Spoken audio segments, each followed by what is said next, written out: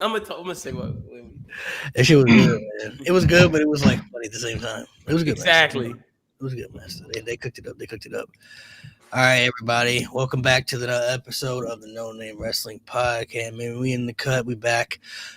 We're 17 minutes late today, so we're usually a little late, but we try to be a little bit on time. But today we're going to be doing something that we did do a recap show already. So this is the second recap show we're going to be doing. We did one of Crown Jewel 2018. Today we're going to be doing one of Survivor Series 05, since we got Survivor Series coming up the following this next Sunday coming up and everything. Do a little recap of the past Survivor Series, one of the best ones from the past. We're going to talk about the card, breaking it down, and then of course we'll also dive into some things for this year's Survivor Series, about maybe some predictions, some things that we want to see, within that. In that ballpark. Ryan is here today as a guest, filling in. Appreciate you for coming on as a guest today, as always. He's been on the channel multiple times now, so should be a familiar face that you all have seen.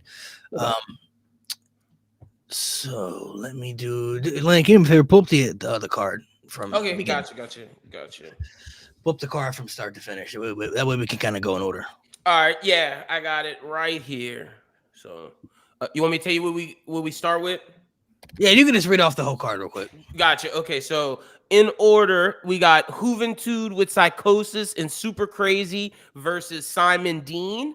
We got Booker T. With that was a dark match. Yeah, we got Booker T with Queen Sharmell versus Chris Benoit for the United States Championship. We got Trish Stratus with Mickie James versus Melina and Joey Mercury and Johnny Nitro. We got Triple H versus Ric Flair. We got John Cena versus Kurt Angle. We got Teddy Long with Palmer Cannon versus Eric Bischoff. And then we got Team SmackDown, which was Batista, Bobby Lashley, JBL, Randy Orton, and Rey Mysterio versus Team Raw, which was Big Show, Carlito, Chris Masters, Kane, and HBK. Teddy Long versus Eric Bischoff. What That blew my fucking mind. Better bro. than better than the last main event we covered, though. I ain't gonna lie. Oh, I see. I don't know if I remember the Survivor Series. I know I watched like parts of it throughout like my time as a wrestling fan, but I never watched that Teddy Long match. So when that shit came on, I was like, ain't no way, dog. Ain't no fucking way. Yeah, match wasn't too long. I just remember the Boogeyman came out at the end, and yeah, I was stupid. That's all I remember. That match wasn't. That match probably wasn't longer than like 5 minutes. No, not at all. But it was just like, damn, we got a Ric Flair match and a Teddy Long, Eric Bischoff match. WCW. With Boogeyman Ric Flair match was good though. That match was good. Him and Triple H had a good feud that year in 05. They had a pretty good. They had a steel cage match too at Taboo Tuesday. That was really good. Oh, that last match, Teddy match was good though. It was like Ric Flair. That last match was good. I was shocked by how good he 50 was. Some. And I just remember. I just remember during the commentary goes, man, you just witnessed history. This is Ric Flair's last match. And I was just like, oh, nigga, you just don't know. We still don't know. They never built it up as his last match, but the way it ended, though, it was kind of like his last match. Yeah, he went out on that stretcher, bro. Yeah, Triple H fucked him up. He was like 57 at the time, 56, 57 years old at that time. So, yep. They was putting Ric Flair, I don't know what it was, but during that time in that ruthless aggression era, they were putting Ric Flair in all types of crazy matches, bro. Like, yeah, he was doing a lot. Yeah, they was putting him in Money in the Bank matches and TLC matches, steel cage matches, last man standing matches, bro. Like, in the matches. Bro, jumping off of ladders, throwing him in the tables off of ladders. I was like, this old man should not be doing this. Flair's 2006 is crazy. That extreme match he had with the Big Show on ECW too is wild. Oh my god! I Quit match with Mick Foley. Yeah. Oh my god! He was having some crazy matches, bro. TLC match with Edge. And you know Mick Foley was trying to get his ass for all of his comments around the time about how Mick Foley just is a guy who has to do that crazy shit to get over, where his Flair got over without the crazy shit. Mm-hmm. Yeah, they was putting him through some crazy type matches during that time, man. I even think they had him. I don't know if that was I think it was sometime in 05, yeah, because it wasn't 06. But they even had him try to break the Master Lock challenge at one point, bro. It was like crazy stuff, bro. Master Lock, where was that back then? Nah, Master Lock was that shit then, bro. Yeah. Like that shit Yeah. mattered. Yeah, he was young as hell too. Now the Master Lock stuff was pretty good. Yeah, they had him try to like break the Master Lock and all that stuff. It was like bad, bro. They was putting that guy through torture, man. Damn near torture at that point. But go back to the opening match again. Not the pre-show, but like the Gotcha. So the start first of the actual show. The first match that started the show was Booker T with Queen Charmel versus Chris Benoit for the vacant WWE United States Championship. This was the first match of their best of 7. Best of 7 series. Okay, yeah. Yep. I wish they would do.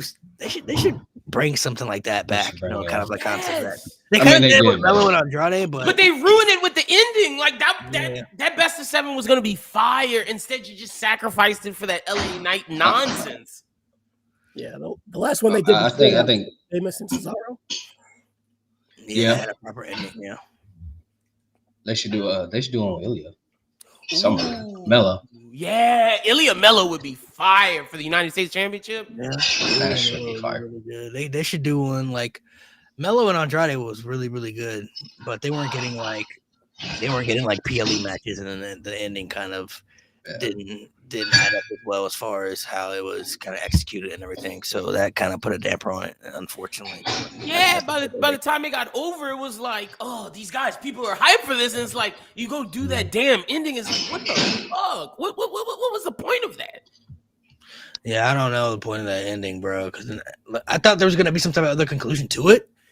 Like, oh, maybe they add something different to it, but then nothing else happened. So, And the crazy thing is, you put LA Knight in there, so it's like, okay, maybe one of these two guys will get the championship, and it makes you think like they are, and it's just like, nope, LA Knight beats both of them, and nothing else happens. Like, sorry, your best of 7 just got ruined. Like, peace.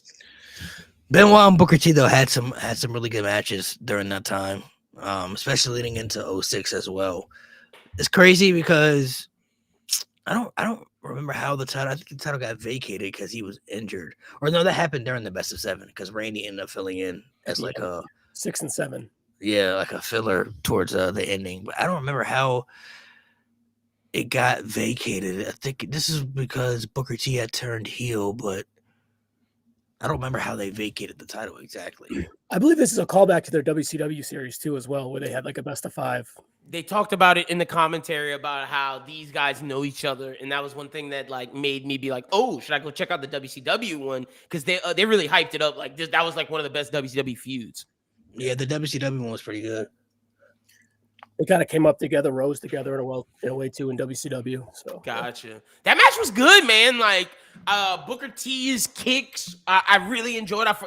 It showed me that Trick Williams is like, I forgot because I haven't seen a Booker T match in a long time. But Trick Williams, if Booker T is Sprite, Trick Williams is like 7-Up or Dr. Check, or the knockoff Dr. Surefine, the Surefine Sprite, Lemon Lime. Yeah.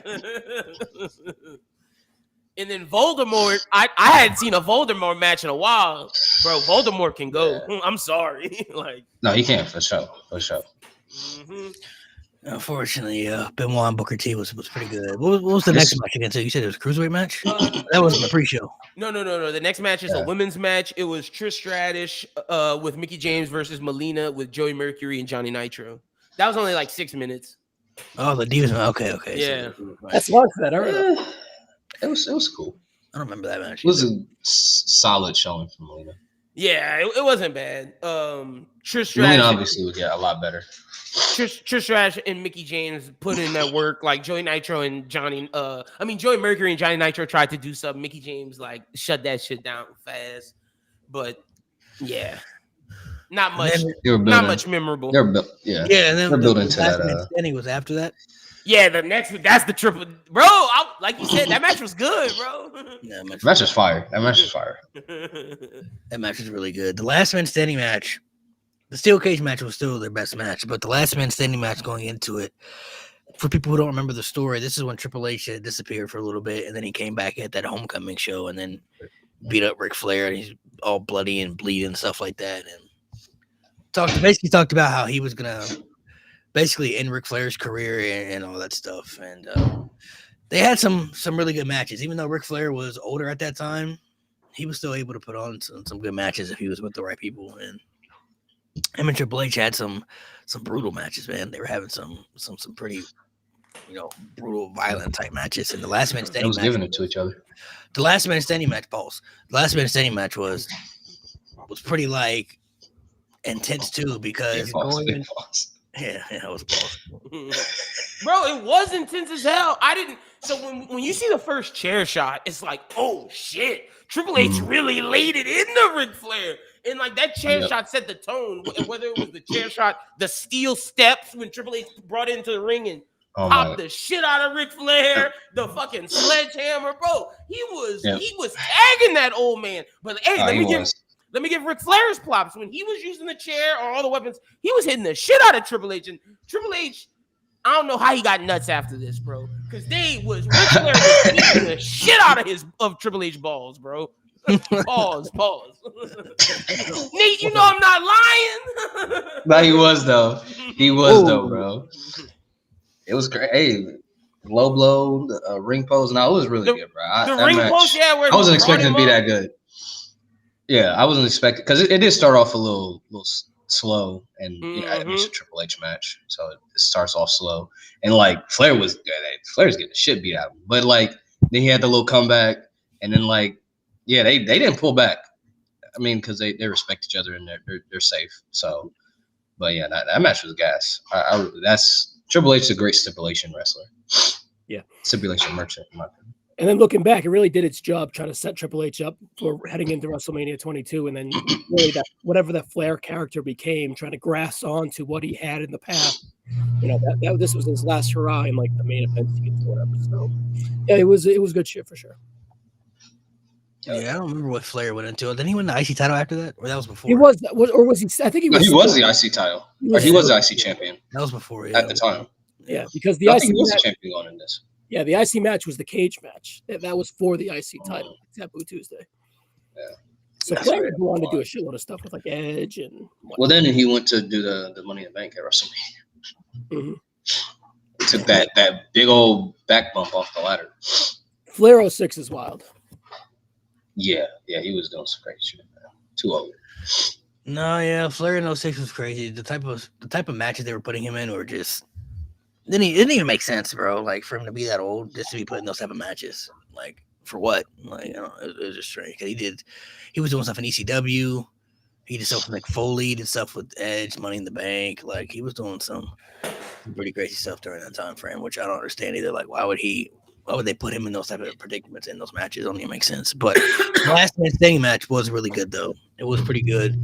Had everything you could ask for it. I don't think you'll see too many people, especially in WWE nowadays, be that old, kind of consistently still going at that high level. Like Ric Flair was. Hell no. And stuff like you won't really see that anymore. You know what I mean? Especially now people do part-time and stuff like that. Like it's a different time frame. Like I'm trying to think of someone who could be that old that they would let. Like is AJ Styles the oldest guy right now? So Flair was 54, 55-ish, right? Mm-hmm. Around there. How old Styles? That's what I'm gonna say. I think it's AJ. 40, and he's about to hang it up. He's 50 something. So AJ's only 48 right now. So and then he doesn't want to wrestle when he's 50. So that's why he's gonna retire next year. So and Randy ain't doing no crazy spots, regardless of his age. Okay, so the oldest active Punk might be Punk's younger than AJ. Never mind. The oldest active WWE star is R-Truth. R-Truth. No, R-Truth. 52. But he ain't doing that. Yeah, and then Rey Mysterio with 49. His knees, he can't take that. My knees. That boy, you put Rey Mysterio in a damn last man standing match. That's not fair. That's not fair because he can barely stand. And you got to give Flair his props, bro. His selling was great. Bro. It's like, bro, I was shocked. Bro. Yeah. You know what would have been a crazy match? Flair versus Ilya. The selling. Oh my god. Flair would have said them chops were like gunshots, bro. he was so then it was, you said Cena versus Angle. Yeah. That match was all right. That's when all the referees came out. They had a bunch of different referees come in and stuff like that. Daivari was the special guest. Yeah. See, I wanted to get your opinion on this. Malik, because I didn't really remember this match, and I was like, "Ooh, Cena Angle, this is gonna be hype." it kind of let me down, bro. So It's not one of their best matches for sure. what was fun though? Do you know the story around what was going on? Yeah, this is when Kurt Angle. So Kurt Angle, he became the next challenger once Cena beat Jericho, and Jericho lost the You're Fired match, and then Eric Bischoff found Kurt Angle as his guy to try to beat Cena. They had the match at Unforgiven too, but Angle didn't win the title that night. So then they having the rematch at Taboo Tuesday, and like Daivari was. This is when they didn't bring back Muhammad Hassan because everything happened, so they put Daivari on Raw, and he ended up being with Kurt Angle, and Kurt Angle and Cena. The bill was kind of the same. Like, I'm gonna take the title from you and stuff. And they had that segment backstage where Cena was going around looking for Kurt Angle, and then he ended up walking to like the Divas locker room or something like that, and they were all naked. And the Boogeyman. And the Boogeyman popped up and shit, and it was some weird shit like that. But the match was all chaotic because they had all the Raw referees come out and get taken out, and then the SmackDown referee came out, and then he was the one that got the victory. So like, does it count? Does it not count? Because it's SmackDown ref. So this wasn't one of their best matches for sure. I'm not gonna lie. I shout out to G. I watched this match because me and Minnie watched, and I was like, oh, so this is why people hated Cena, because all the odds was stacked against him, and he still somehow won. I was like, yeah, this is why. This is where the Cena fatigue was really, really catching on to everybody.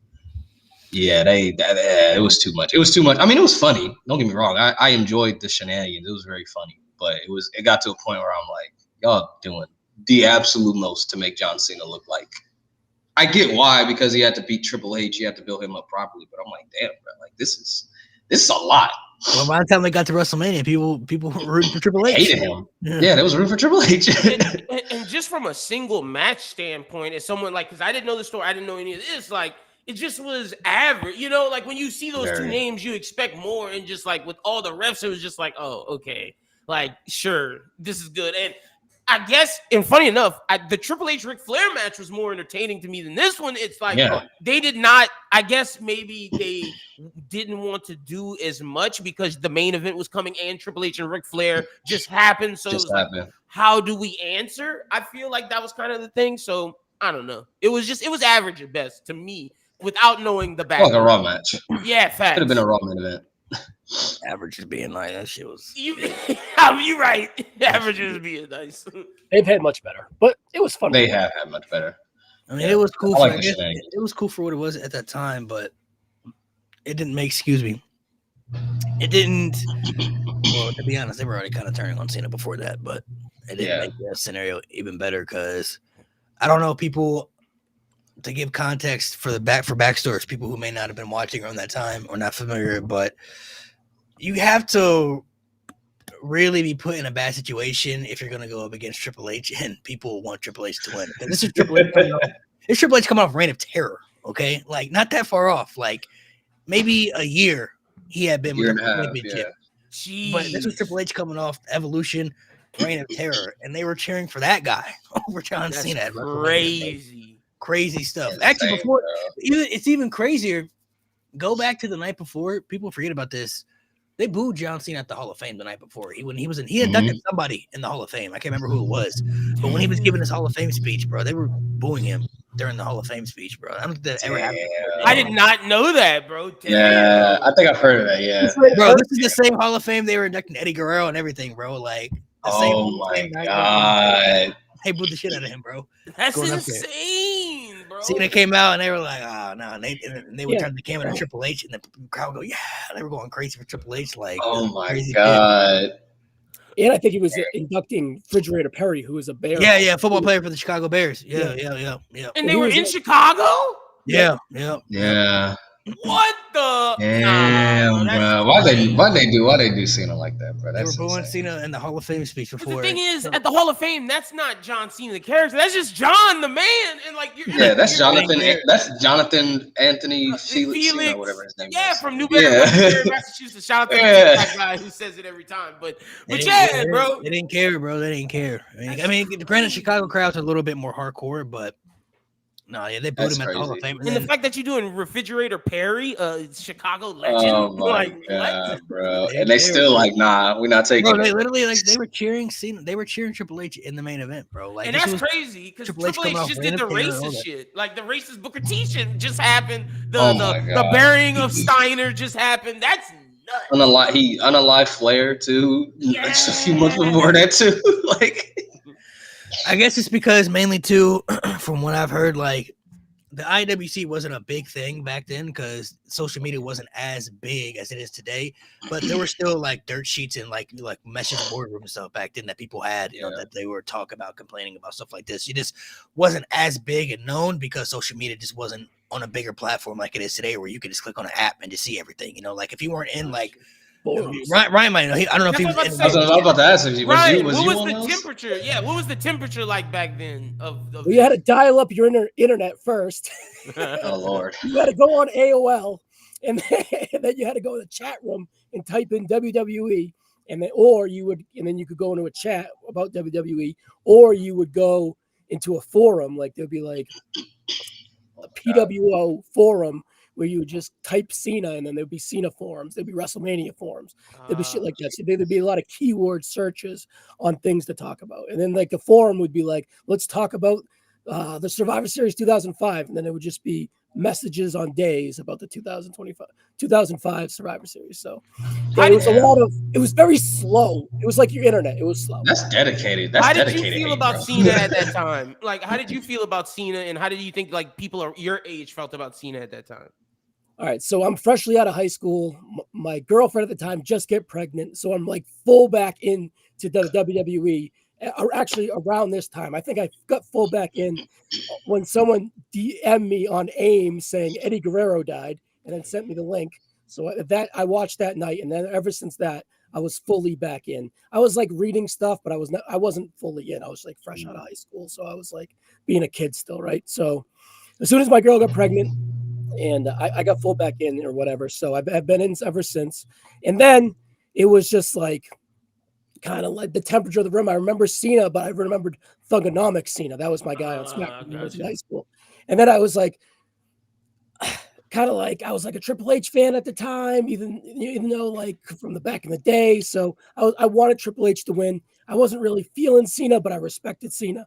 And yeah, I was kind of with the hardcore crowd in a way too, because I saw his flaws and I saw that the forcedness, but he had great matches at the time too. And there was times where he was organically, cool and not like whatever they said he was, right? So you saw a lot of traits that are strong within him, jumping back in, but overall, I kind of shared the same sentiment. Like, I'm not sure if he should be the champion or he is the guy, but what did I know at the time, right? So yeah, I think Cena. If we're being honest, Cena is really the poster guy for starting the rejection of being the guy. Before that, nobody hated The Rock like that. They weren't hating Stone Cold to that level. Bret Hart, Shawn, Hulk Hogan, all those guys were beloved and accepted by majority of the fans. I'm not saying they didn't have critics, but like majority of the audience, you didn't hear those type of reactions that Cena was getting.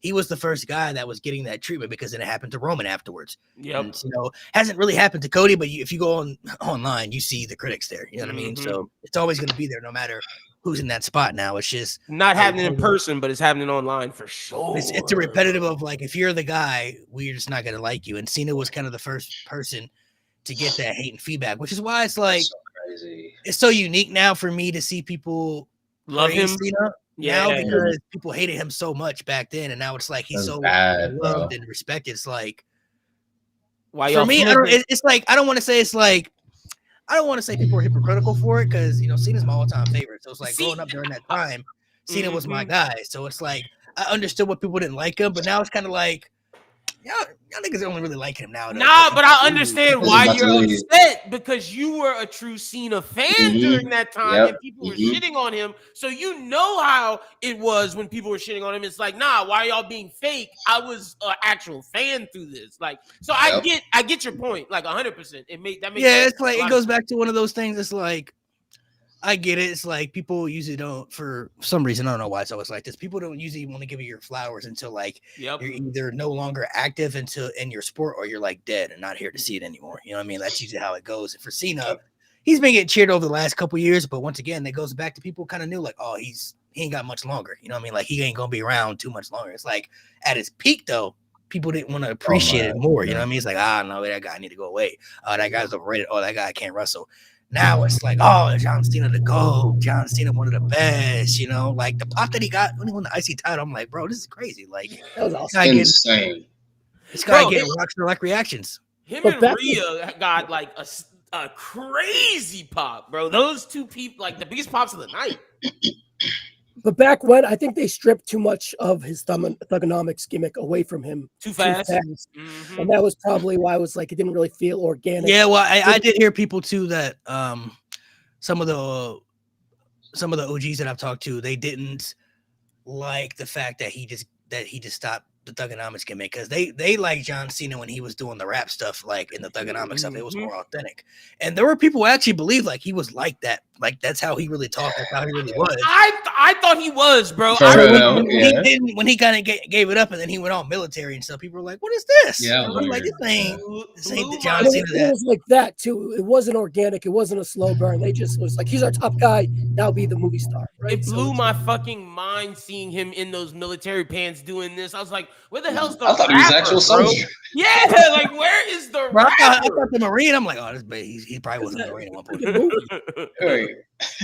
Never was in the Marines, bro. Like what? I was like, where's my guy? Thugonomics? Like where's bro? Life? That's exactly what they did to Roman too. They just made him to the big dog. No slow burn, but they kept like the Shield stuff. But it was like. And that's what I think that's what hurt Roman too. That hurt him so much. They were keeping the Shield. They were keeping the Shield music. He kept the Shield gear, and it was like he had the entrance for a while. And so it's like they were keeping too much of that Shield stuff, and it's like it just didn't feel. It wasn't helping him. It didn't feel real. Let's just give him contacts. It'll be good. Yeah, bro, it wasn't helping him. It's like it was making him get hated a little bit more, I think, than Cena because people had for sure. People had dealt with Cena for so long, they didn't want another John Cena. So it's like when they felt Roman was going to be next in that spot, we were like, bro, we already had a Cena, bro. We don't want another Cena. You know. And like the thing is with the Cena thing, it's like people at least with Cena, it's like okay, we love Thugonomics version of Cena. So like whether or not we hate this new one, we know we love this portion. When it comes to Roman, it's like, oh no, you are shoving this guy down our throats, and we didn't even like him really from the Shield. Like we liked him because he was in the Shield, but our guys was Dean or Seth. It's like, why are you shoving this guy down our throats? Like we do not like this, and it just got bad. Comments and stuff like that too, right? Didn't really do him any good. Yeah, it did help him with his promos and how they were trying to treat him. Like it made situations for him a lot worse. It's crazy though because I don't remember besides obviously the night after WrestleMania, you know, when he beat Undertaker, Roman didn't really have those type of hostile environments like Cena was having. Like he never had like an ECW one night stand, a Money in the Bank against Chicago. Like he didn't have those type of environment with his matches. You know, even like he was probably consistently booed a little louder. He never was put in those positions where it's like Cena was like in hostile environments. You know what I mean? It was like, do you think if he wins this match here, they might jump the barricade type stuff. You feel me? Like Roman was never in those type. That was definitely one night stand. Do you think it's because WWE wasn't as hot at the time? Do you think it's because it was? I don't know. I don't know if they ever had the right people for him either. Like RVD one night stand, that was a perfect chance. CM Punk, Money in the Bank, that got hot at that moment. You know, like Edge, you know, in Toronto, that was hot. But it's like, I don't know. Didn't have those people. Maybe it just the environments for Roman were just different. Maybe the people didn't care enough. I don't know. Like they never. He really didn't have that. When you look back, he never really had that run like Cena had, like as a champion, because they were relying so much on Brock. So he would always he would beat Samoa Joe, but it wasn't for the title. So I think if he did face someone like Samoa Joe or Braun Strowman for the title in the main event, like in place of Brock, I think you would have gotten probably more hostile crowds of people who really wanted to see those guys win. But because he never had the title, I don't think it was that hostile. I think people forget too, like when they talk about, when people always say Big Dog Roman was overpushed, I think people forget he wasn't champion a lot during that time. A lot. And then when he did have the title, for like 2 months max. You know what I mean? Like months max. the only reason people think he was overforced is because he was always main eventing WrestleMania. He was always in the main event. You know what I mean? So it's like when he had that spot, it makes it seem like he was overpushed, but it's like he wasn't winning the title a lot like a Cena, was at that time frame. Like he had the title maybe like 3 or 4 times when he was big dog. You know what I mean? And it wasn't always long. His longest reign would have been that Universal title reign, but then he had to give it up because his leukemia thing. Yeah, like leukemia. That wasn't even long. So his title reign was never long. You're right. He never had, now that I'm thinking about it, it's 100% the WrestleManias. Like it's the main events. That has to be why people. Yeah, because he was always there. It's like it got to a point. I think we're also entering. We're in a new time frame too. And you guys can put your 2 cents on it as well. I think we've become so used to it, but I think WWE has adapted a new system when it comes to the main events. Whoever the top guy is always gets that spot. It was Roman Reigns for many years. Now it's Cody, and then it's like when Cena was the guy in the main event occasionally, but there were times maybe he wasn't always in the main event as well. You know what I mean? Like he main evented 22 and 23, with Triple H and Shawn, but then 24 that was Taker and Edge. 25 was Randy and Triple H. 26 was Taker and Shawn. You know what I mean? Like he didn't main event for 3 years, and then he had some main events afterwards, and then they moved him down the lower card after that. But it's like it felt once Roman became the guy, it was like, all right, Roman Reigns main event WrestleMania against somebody, but he'll be there. And then after Roman, all right, Cody, you're Cody. Guy. You're the main event. We don't know against who yet, but you're gonna be there. You know what I mean? Yeah, Even with it being 2 nights, even with it 2 nights now, it's still Cody and Roman. Do you? Let me ask you, because you're right. I'm thinking about like how they had other main events with different people. You just said it, like the Edges, Randys, HBKs. Is that because we don't have the main event, quote unquote, talent, or is it because Triple H is so set into Cody and Roman that they generate money to where it's like we don't want to try anyone else? Because like I'm trying to think, like Braun Breaker could do it, but like do we? They definitely got the talent. They had the talent back then too. When they had Roman, like if they wanted to, they chose not to build Braun Strowman up to that, so they ruined that. Samoa Joe, they never pushed him to that level. Finn Balor. They ruined Finn Balor. They ruined all these people that could have been in that potential spot. They just relied on Roman, and then it was Brock, but people didn't. Seth never even touched the main event. If you're not catching on the cash until Seth couldn't get a WrestleMania main event until Triple H took over. Before that, Seth was never getting that spot. I don't know if Vince was still in charge. I don't know if Seth would have ever got that spot. If I'm being honest. He might have never got that. Never. Which is so insane. Because, bro, Vince did not see Seth, as that type of guy, bro. Well, I do think if Seth never got injured during his first reign, I do think they would have did the Shield triple threat at that WrestleMania with Ambrose, Rollins, and Reigns. Because I think Roman would have got the title before then, but I think they would have did that Shield triple threat because that was like the culmination of the group finally achieving stuff. But Seth got injured, and then all that stuff happened. But even like during that time when they're pushing Roman, they weren't putting Randy in that spot anymore. So Randy wasn't getting the main event spot. Cena had been moved down. They didn't want to put Seth there. It was just Brock and Roman, and now they did the women here and there. Once they finally got that spot, and they had the talent now, like Rhea, Bianca. Yeah. They got people in the women's division that could be in that spot, but I don't think they're going to put them there over guys like Punk, Roman, Cody, all those people. You got some upcoming guys like Braun Breaker. I mean, he'll be there eventually, but I don't know if it's going to be anytime soon.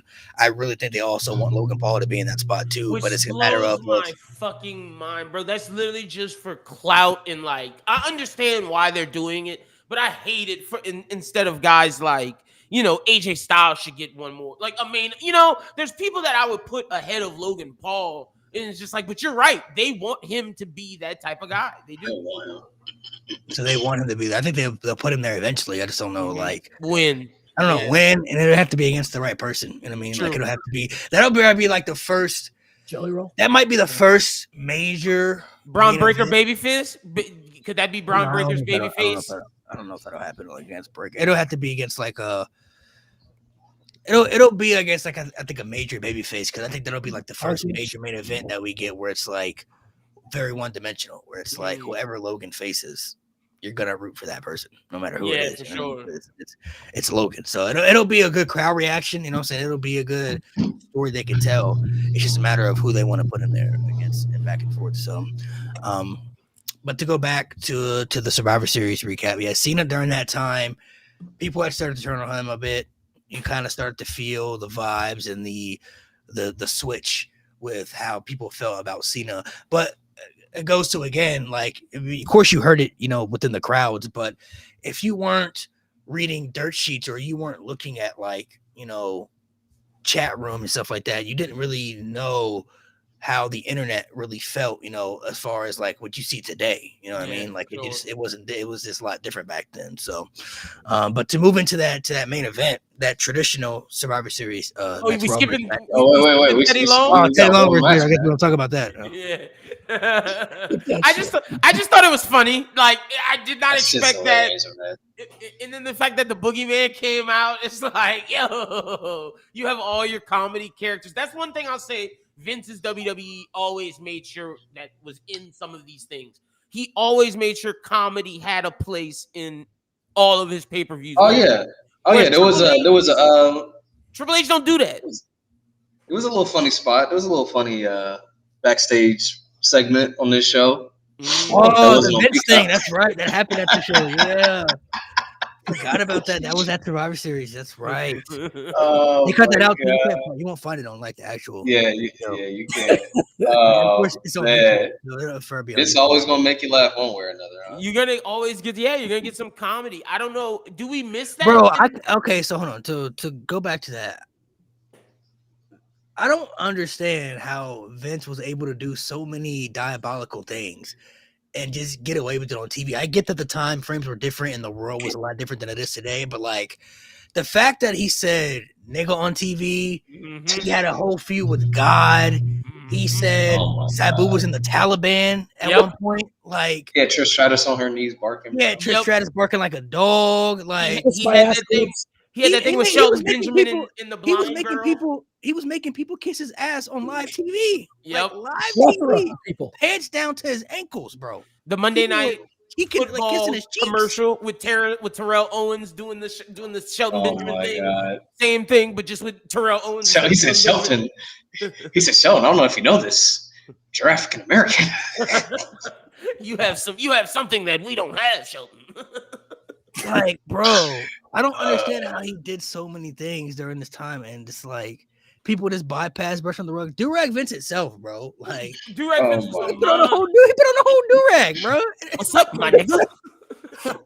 Like he was never going down, bro. There was nothing. If this lawsuit didn't happen, he was never going down. No, there was nothing that was going to take him down. But like at the same time, he'll give things like, even though he did diabolical shit like that, we'll get Jagged Edge singing to Teddy Long for his wedding to give back to black culture. It's like, it's crazy. So like, as much as he did diabolical shit, he still gave back to the specific cultures of his fans, which we don't see in WWE now, which is crazy, bro. Like, bro, it's a fact too. Though. It's like, I get wrestling is, I guess, a little bit different than other reality shows or TV shows because like it's pro wrestling, right? So this is what they do, but it's like some of the shit was not okay. Like, how are you doing this, bro, and getting away with it? Like, I don't care how much money you have. It's like the fact that this was happening and it just happened.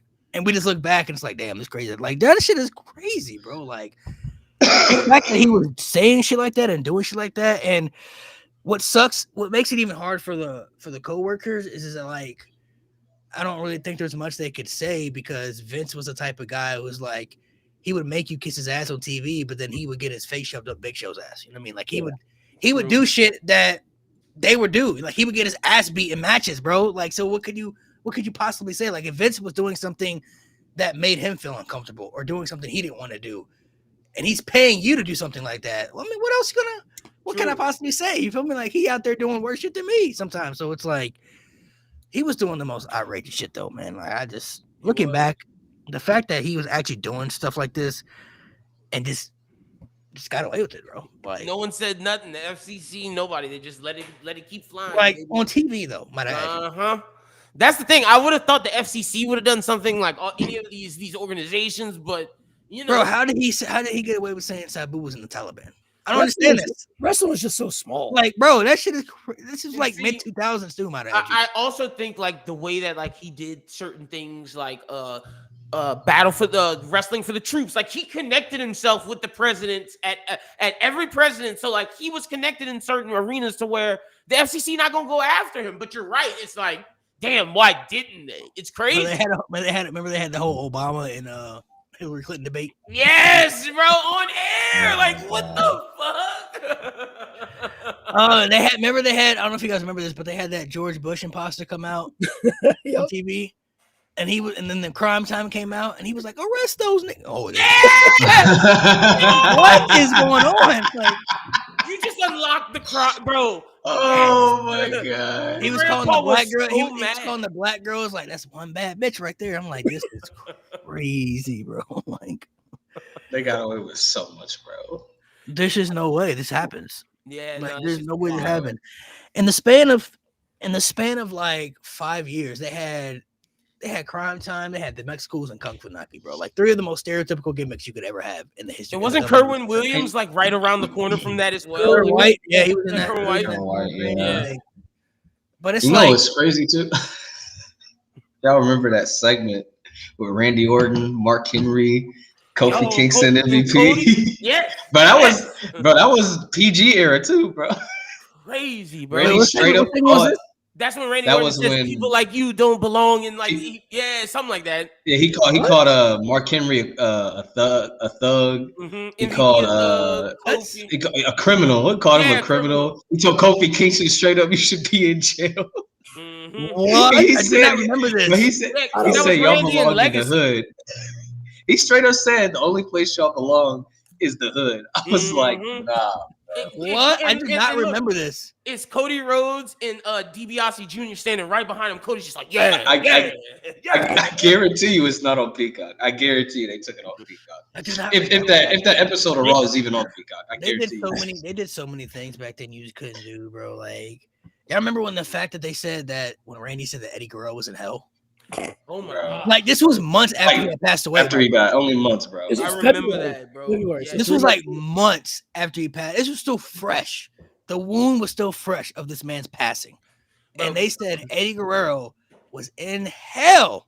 And I couldn't believe what I heard at the time. I said, "There's no way." You made the emphasis, bro. Oh my god! There was no way. I was like, "There's no way I just heard what I just heard." But I mean, they still think about it. They still are doing shit like that because you have Gunther calling Damian Priest a Latino thug. Like they're still tiptoeing the line. Like low key, but they ain't like in your face. They ain't in your face. Bad. It's not as bad. There was. Damn, I forgot the Crime Time thing with the George. Yo, ain't nothing but a bunch of that Crime Time thing was insane. That shit was nuts because, bro, my grandpa was so mad. Like, he stopped watching for a couple of weeks because of that, bro. I remember that. Like, holy bro, shit. It was like they would, like they had the.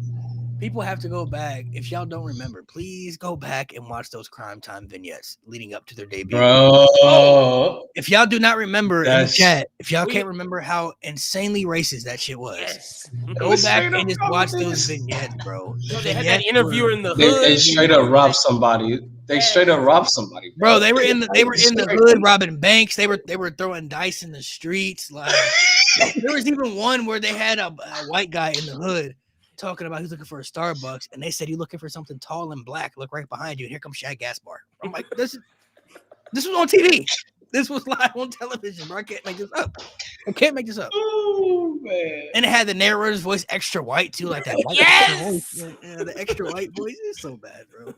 It's so racist. When the interviewer went to the hood the first time, bro, that shit blew me. They had these dudes. Might have added you. They had Shad. They had these dudes coming out in do-rags with caps. Shad Gaspar came out in JTG came out in a bulletproof vest at one point. Bulletproof vest with the Timbs. I was about to say because that's right after Get Rich or Die Trying. So they are doing 50 Cent. Yes. Came out with a bulletproof vest. They're the only dudes I know that wrestled in Timbs, bro. Wrestled in Timbs, bro.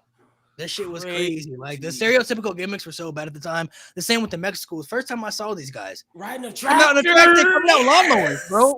With like cutting grass. Like they got their gears like they cut grass. I'm like, what's going on here? Like, bro, their gimmick was they were lawnmen, bro. That blew my fucking mind. Oh my god. The John Deere green, bro. They came up riding the ride. Remember, in the beginning, they came out in the one tractor. Yeah. From the back, just like on the back, like dancing and shit. And then they had their individual tractors coming out and shit. I'm like, bro, this is crazy. You can't make this up, bro. Music was the Mexicals was worse than Crime Time. Like Crime Time was bad, but like the Mexicals was just right in your face, bro.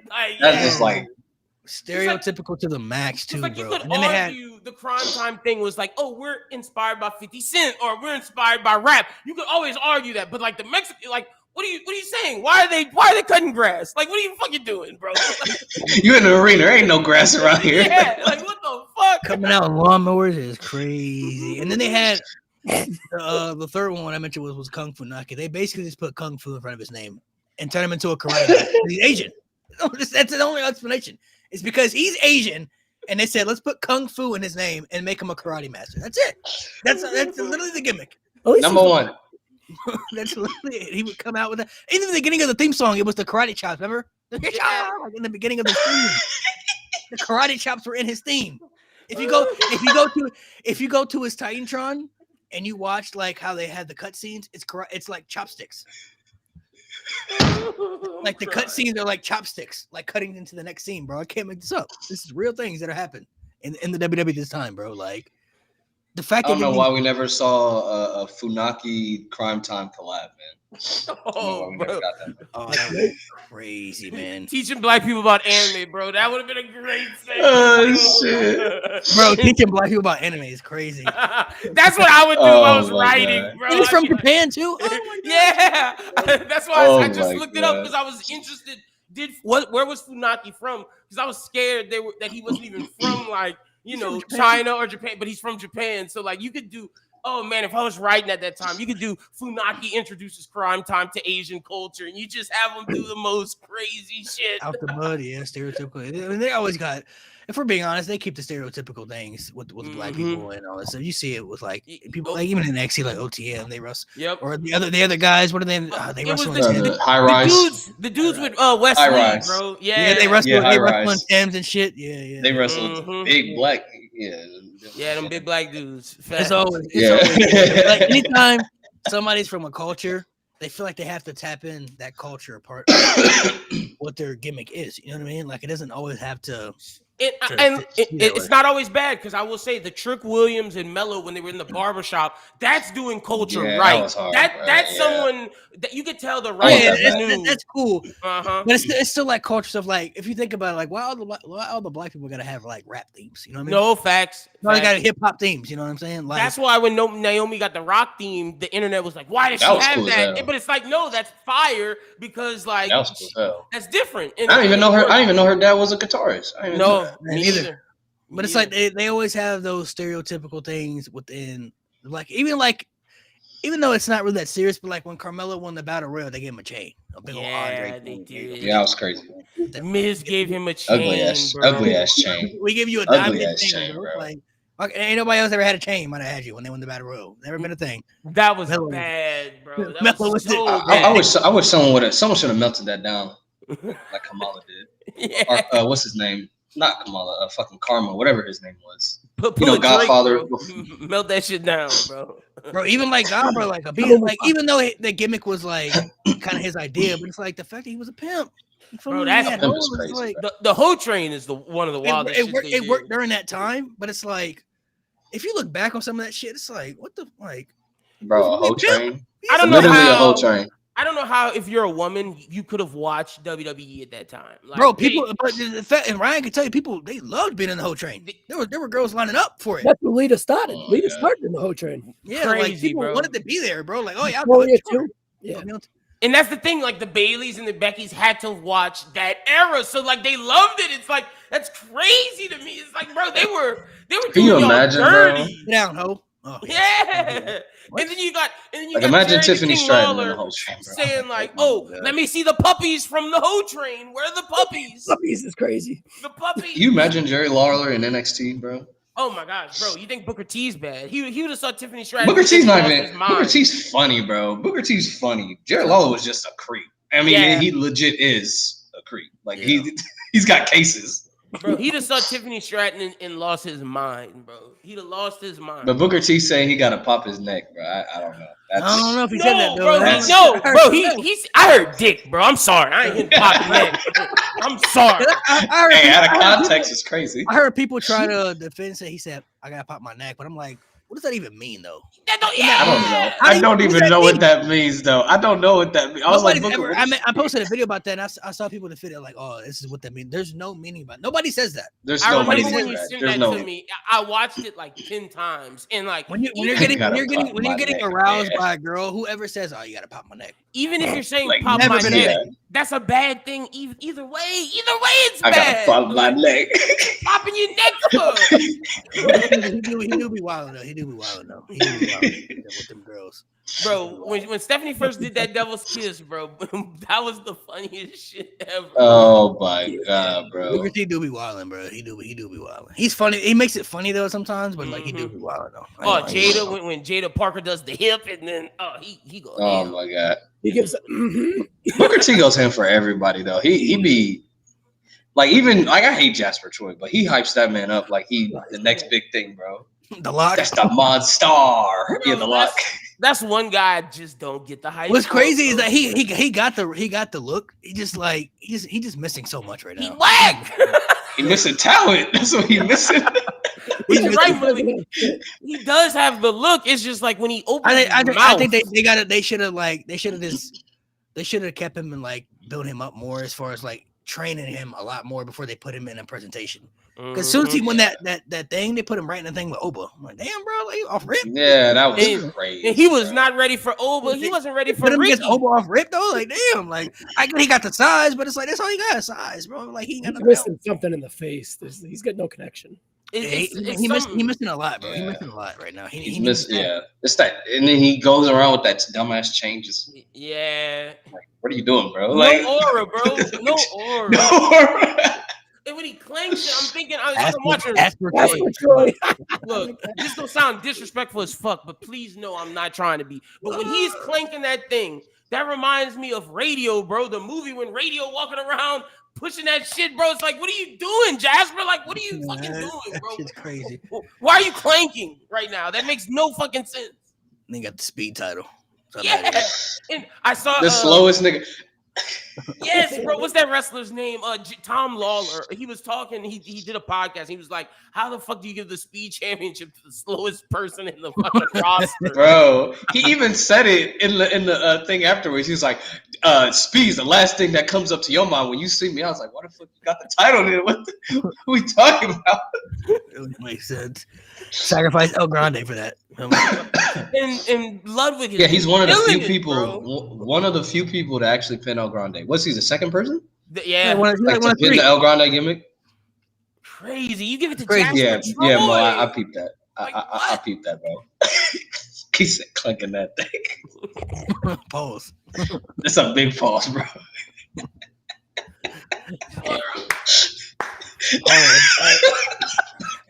All right, so back to I know I got a bad call.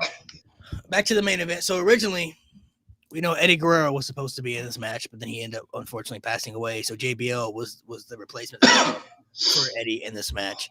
But you look at the match, I like how they mix some of the younger people with some of the OGs. I mean, granted, there's some people in this match that you look at now, it's like, oh, they don't belong in that match. But in 2005, you mind, this was 2005. They were huge. Chris You Masters. guys got like Chris Masters, Carlito, like they belonged in that match because they had a little bit more aura to them. Same with like Bobby Lashley, like that was big back then. You had Batista, you had Rey Mysterio, you had Bobby Lashley, Randy Orton, and JBL. On the other side, you had Shawn Michaels, Big Show, Kane, Carlito, and Chris Masters. Obviously, HBK, Big Show, Kane are the vets on the side of as far as being well known in WWE. Chris Masters, Carlito are still looked at as like a young and upcoming talent at that time. And then on the Raw side, Lashley, young and upcoming. Randy was still, even though he was more seasoned, he was still young at that time, upcoming, future of the business. And then you had Ray, Batista, and JBL who were like the OG. So they kind of mixed it well together, meshed it well. The bill was really good too, man. Like they had that parking lot brawl they had, when you got Batista got chokeslam on the car, the Raw invasion, when they had the Raw invasion on Raw and SmackDown. Like this is when the brand split felt it mattered. It was like if you were from Raw and you showed up on SmackDown, you was like, a big deal here, bro. What you doing on our show? You feel me? Like it felt like it mattered at that time. So when Raw would pull up to SmackDown, you was like, oh shit, what the hell Raw doing here on SmackDown? Going down. Yeah, it's going down, bro. It felt Meet like me in the club.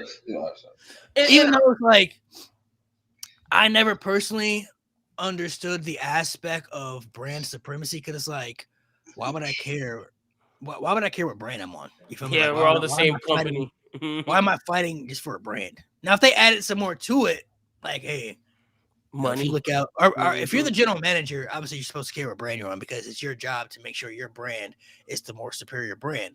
I get that, but as a talent, it's like I don't care what brand I'm on. Now, if they make it, I always felt they needed to add more to it. Like, listen, Sean, I get you a legend. You know, maybe throw a little world title match in there for you if you looking out for Raw. Okay, that intrigues me now. Mm-hmm. World title match, sure.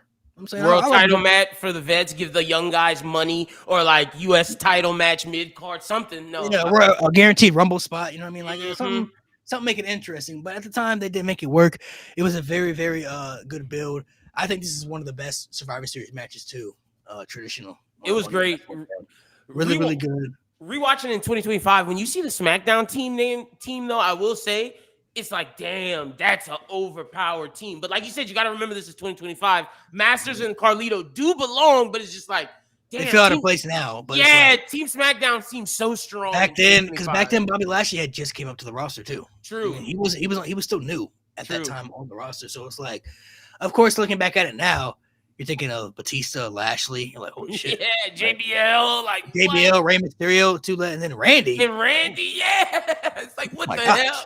What is HBK gonna do? It's HBK and the bums. It's like Cleveland. It's like LeBron with fucking Zildjian. No, I mean, dude, looking at Shawn Michaels' team now, Team Raw, like Big Show and Kane, cool. It's like, it's like, what the hell? That's what I'm saying. And then Chris Masters, and it's the fact. And if you look at SmackDown, they had their world champion. The fuck was Cena? I know he was feuding with Kurt, but I'm like, Cena just don't care about Raw. Like, don't give a fuck. Like, I thought everybody's supposed to put their pride to the side, put their differences aside. He's the one guy that have this match. Sure. Yes. Right, like, yes, I got you, Sean. But no, it makes sense. That was weird. If they put Cena in there, who's gonna be him? True. Cena can't take that. It's double count. And the only reason the Batista lost is because they protected him with the injury thing. It's like, all right, well, we gotta find a way. They fucked that boy up. They fucked that boy up. If Batista's not going to be our superior guy, we got to figure out a way where we can make him vulnerable. Where it's like, okay, we got to protect him so he had the injury. Because if Batista wasn't hurt, he running through everybody. He running through all of them. Yep, easily. Facts. So, I mean, because he already had at that time, he already had beat Triple H. He already had beat JBL. He beat Randy. You know, he beat Kurt Angle, and he was on Raw too for a minute. Like he was beating everybody, you know, at that time. So it's like, can't really, you know, put Batista in there. And I guess if you want somebody else to get that spot, so and giving it to Randy also helped make Randy look better too. You know, being a young guy. Plus, with the Undertaker come back at the end too with that big return, adding to that feud. That was pretty cool. See, that's funny. I'm glad you mentioned that because on when I saw the poster, I'm like, okay, Undertaker's on this, and I didn't know when he was coming. I was like, wait, he hasn't been in this whole thing. Why the fuck was he on the poster? And then when he returns, it's like, oh shit, okay, fire. No, that return was lit though when he was in that flaming casket. Yeah, that shit was hard, bro. Oh, that's gangster. That was gangster. Yeah, that was super hard. I enjoyed that. And Randy was like, what?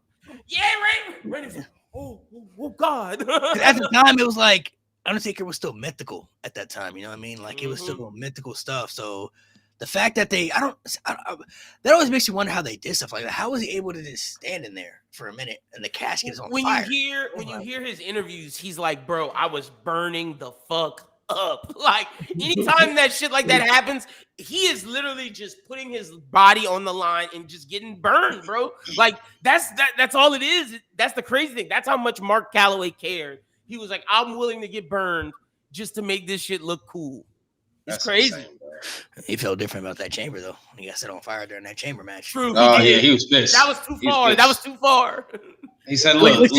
Even going back, looking at it, like you don't even know, but the fact that you know the story now that he was getting burnt. He was putting the walls of Jericho in that match, bro, with like third-degree burns on his chest and back and shit, bro. I'm like, nah, that shit's crazy. I'd have been mad too, though. Rightfully so. He is the Undertaker. At that time, how much he put his body on the line for that shit? Like, nah, bro. I'd have been mad too. He told the story where he said he was looking for the dude after, and the dude was gone. Yeah, he was. I think he left, right? Dude left, Yeah, right? dude left He got immediately. fired. I would have been gone too. I'd be like, all right. As soon as them credits roll. He never come back, bro. That was his last day on the job, bro. You know He was out of there, bro. Oh yeah. There's certain legends that you just can't. You can't get that authority. He didn't even like. I don't even know if he got like Vince didn't even say anything. He already knew it was up. He's like, Yeah, you can't do like Yeah, Undertaker, a Cena, a Randy, a Triple H, like Yeah. a Shawn Michaels. You mess up, bro. I was about to say Undertaker and Cena are the two. Like you mess with them, you were fired instantly, You bro. out of there, bro. You out of there. Especially That's if you like isn't hurt that what somebody. Mr. Kennedy do? Didn't Mr. Kennedy almost hurt Cena, or was it Randy? It was one of them. Randy. And It was he Randy. was done, like out of here. Allegedly, they said it was Randy. Yeah, so it didn't look too good. It didn't look too good. Suplex or some shit. Yeah, That match was really, really good. I think it's probably in my top 5. Like, I had a Survivor good Series time. tradition I had a matches. good time It was a watching really this good match. Yeah, I do like how it was the third year in a row for Orton too to be the sole survivor. Kind of add to his lore too. Yeah, Randy was That was being cool. Survivor for a third year in a row. It added a lot to him. I did like that aspect too, because Randy did the Bischoff match, and then he did the year before where he beat Triple H's team. Yep. And then And then Raw and SmackDown. HBK was a callback to 03 too as well. They were the final ones as well. So, Oh, okay. Hell yeah. Yeah, 03. 03 was 03 Survivor. 03 is the best. Yeah. But this is very good too as well. This is a really good match. I did like this traditional match a lot. Now, do you think they did the Raw versus SmackDown because of the video game thing? You think that was kind of It could have been, yeah. Because this is the first year they had it, so. Oh it could've yeah, been. they definitely. I didn't realize that. You're right. This is the first year they had it. They definitely want to make a note of like Raw versus SmackDown for the game for sure. They built it up good too. They built it up good. I did like that. Yeah, even right. Bob Orton even got fired. Undertaker. He had that disease, bled on him. Yeah. he did. Well, yeah, because see, that was a help. Bob that was- Orton. They say Bob Orton's a legend though. Even but you got to be like, like Undertaker has to be like a real OG for him to be like, yeah, you got to get rid of him. And also, like that was like also a help. Yeah, he could have got sued. Like that could have got if any of that hit the Like, crowd. if that was a mid card yeah. guy, they'd be like, get over it. It'll be all right. But it's the Undertaker. Nope, can't do that. It's the Undertaker. Yeah, that's a no. Hepatitis C, you can't fuck around with that. Nah, man. So to dive into more of that aspect, what's your guy? What would your guys' top 5 Survivor Series traditional matches be? so Ooh. teams. Just like your Doing top just 5 the traditional? traditional Survivor Series tag team matches. Oh, just Mine would be WWF versus the Alliance 2001. 2001. That was really good. Team Bischoff versus Team Austin. Really like that one. Raw versus SmackDown 05. Even though this match, if you look at the star power, not there, but it was really good. Team Cena versus Team Authority.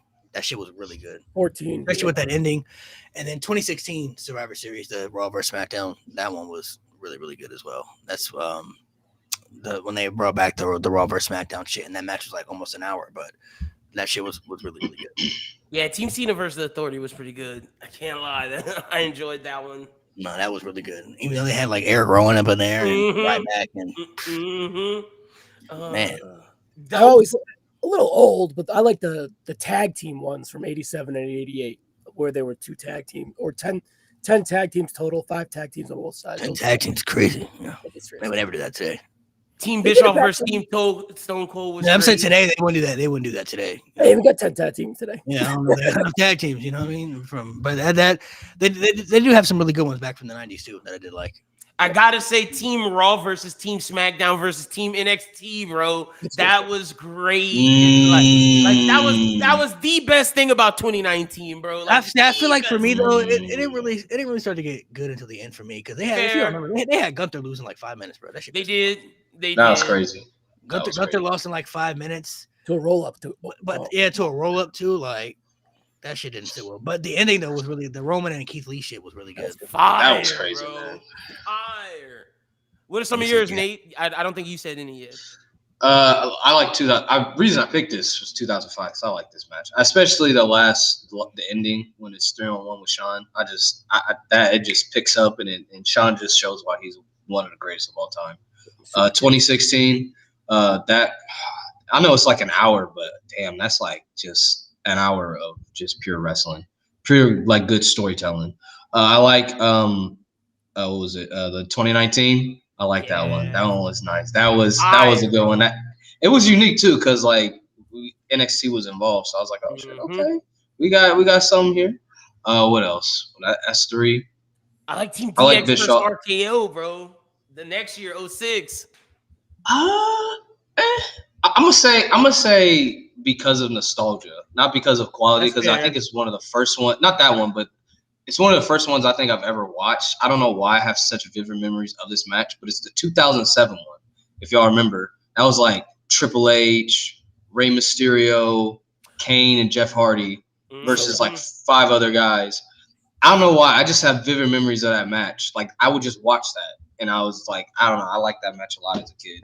And then I'll probably go, even though the story sucked, and it just ended up being Rock versus Austin again. I'll go with 01. Yeah. You guys named a bunch of good ones. One that's not like particularly good, but I just like the vibe of it is 2006, where it's DX and the Hardys and CM Punk versus Mike Knox. Yeah, that's what I'm saying. Team that's DX versus rated RKO, bro. Yeah. I like that one a lot. Yeah, I just love the vibe of that one. That one just felt cool. I like the DX mixing with the Hardys, and then young CM Punk. You know, he just felt cool. And then ones back in the day are pretty fire too. Did you like Team Andre versus Team Hogan? That's what I was about to ask you, Ryan. Did you like the 1987 one? Oh, you like the King's Court and the Doinks, right? That's the one you like. Oh my gosh, that one. So it was Pink, Stink, Dink, and Doink. I might have named them. I'm not sure. Pink, You said I might have named them. Wink. I think there was a Wink too, maybe. But yeah, the Knights versus the Knights. Yeah. So okay. Oh yeah. Hammer Valentine, was it Terry Funk? No, it wasn't Terry Funk. Regular Hammer Valentine, Barry Horowitz, and someone else under the hood. I forget too. But yeah, it was Team Kofi versus Team Orton was pretty good too. That was okay. Ooh, Oh yeah, I forgot about that one. Yeah. But you gotta I was going give Team Cena versus the Authority its props with that Dolph Ziggler shit, bro. Yes, bro. That was good. That shit was beautiful. Actually, that one's gas. I like that one too. Yeah. Like one of the best modern, like in the tens. Oh, that was a really good one. That might be the best. Of the 2010s? Yeah. I'd be second best. I'll say second best because 2016. I don't know. Of the 2010s. 2010s? That had everything. It had the perfect ending. Like 2016 was so good. they never capitalized on that dog shit. What's 2016, Nate? Just refresh my memory. So That's Raw versus SmackDown. So that's Team Raw was Roman, Chris Jericho, Kevin Owens. Okay.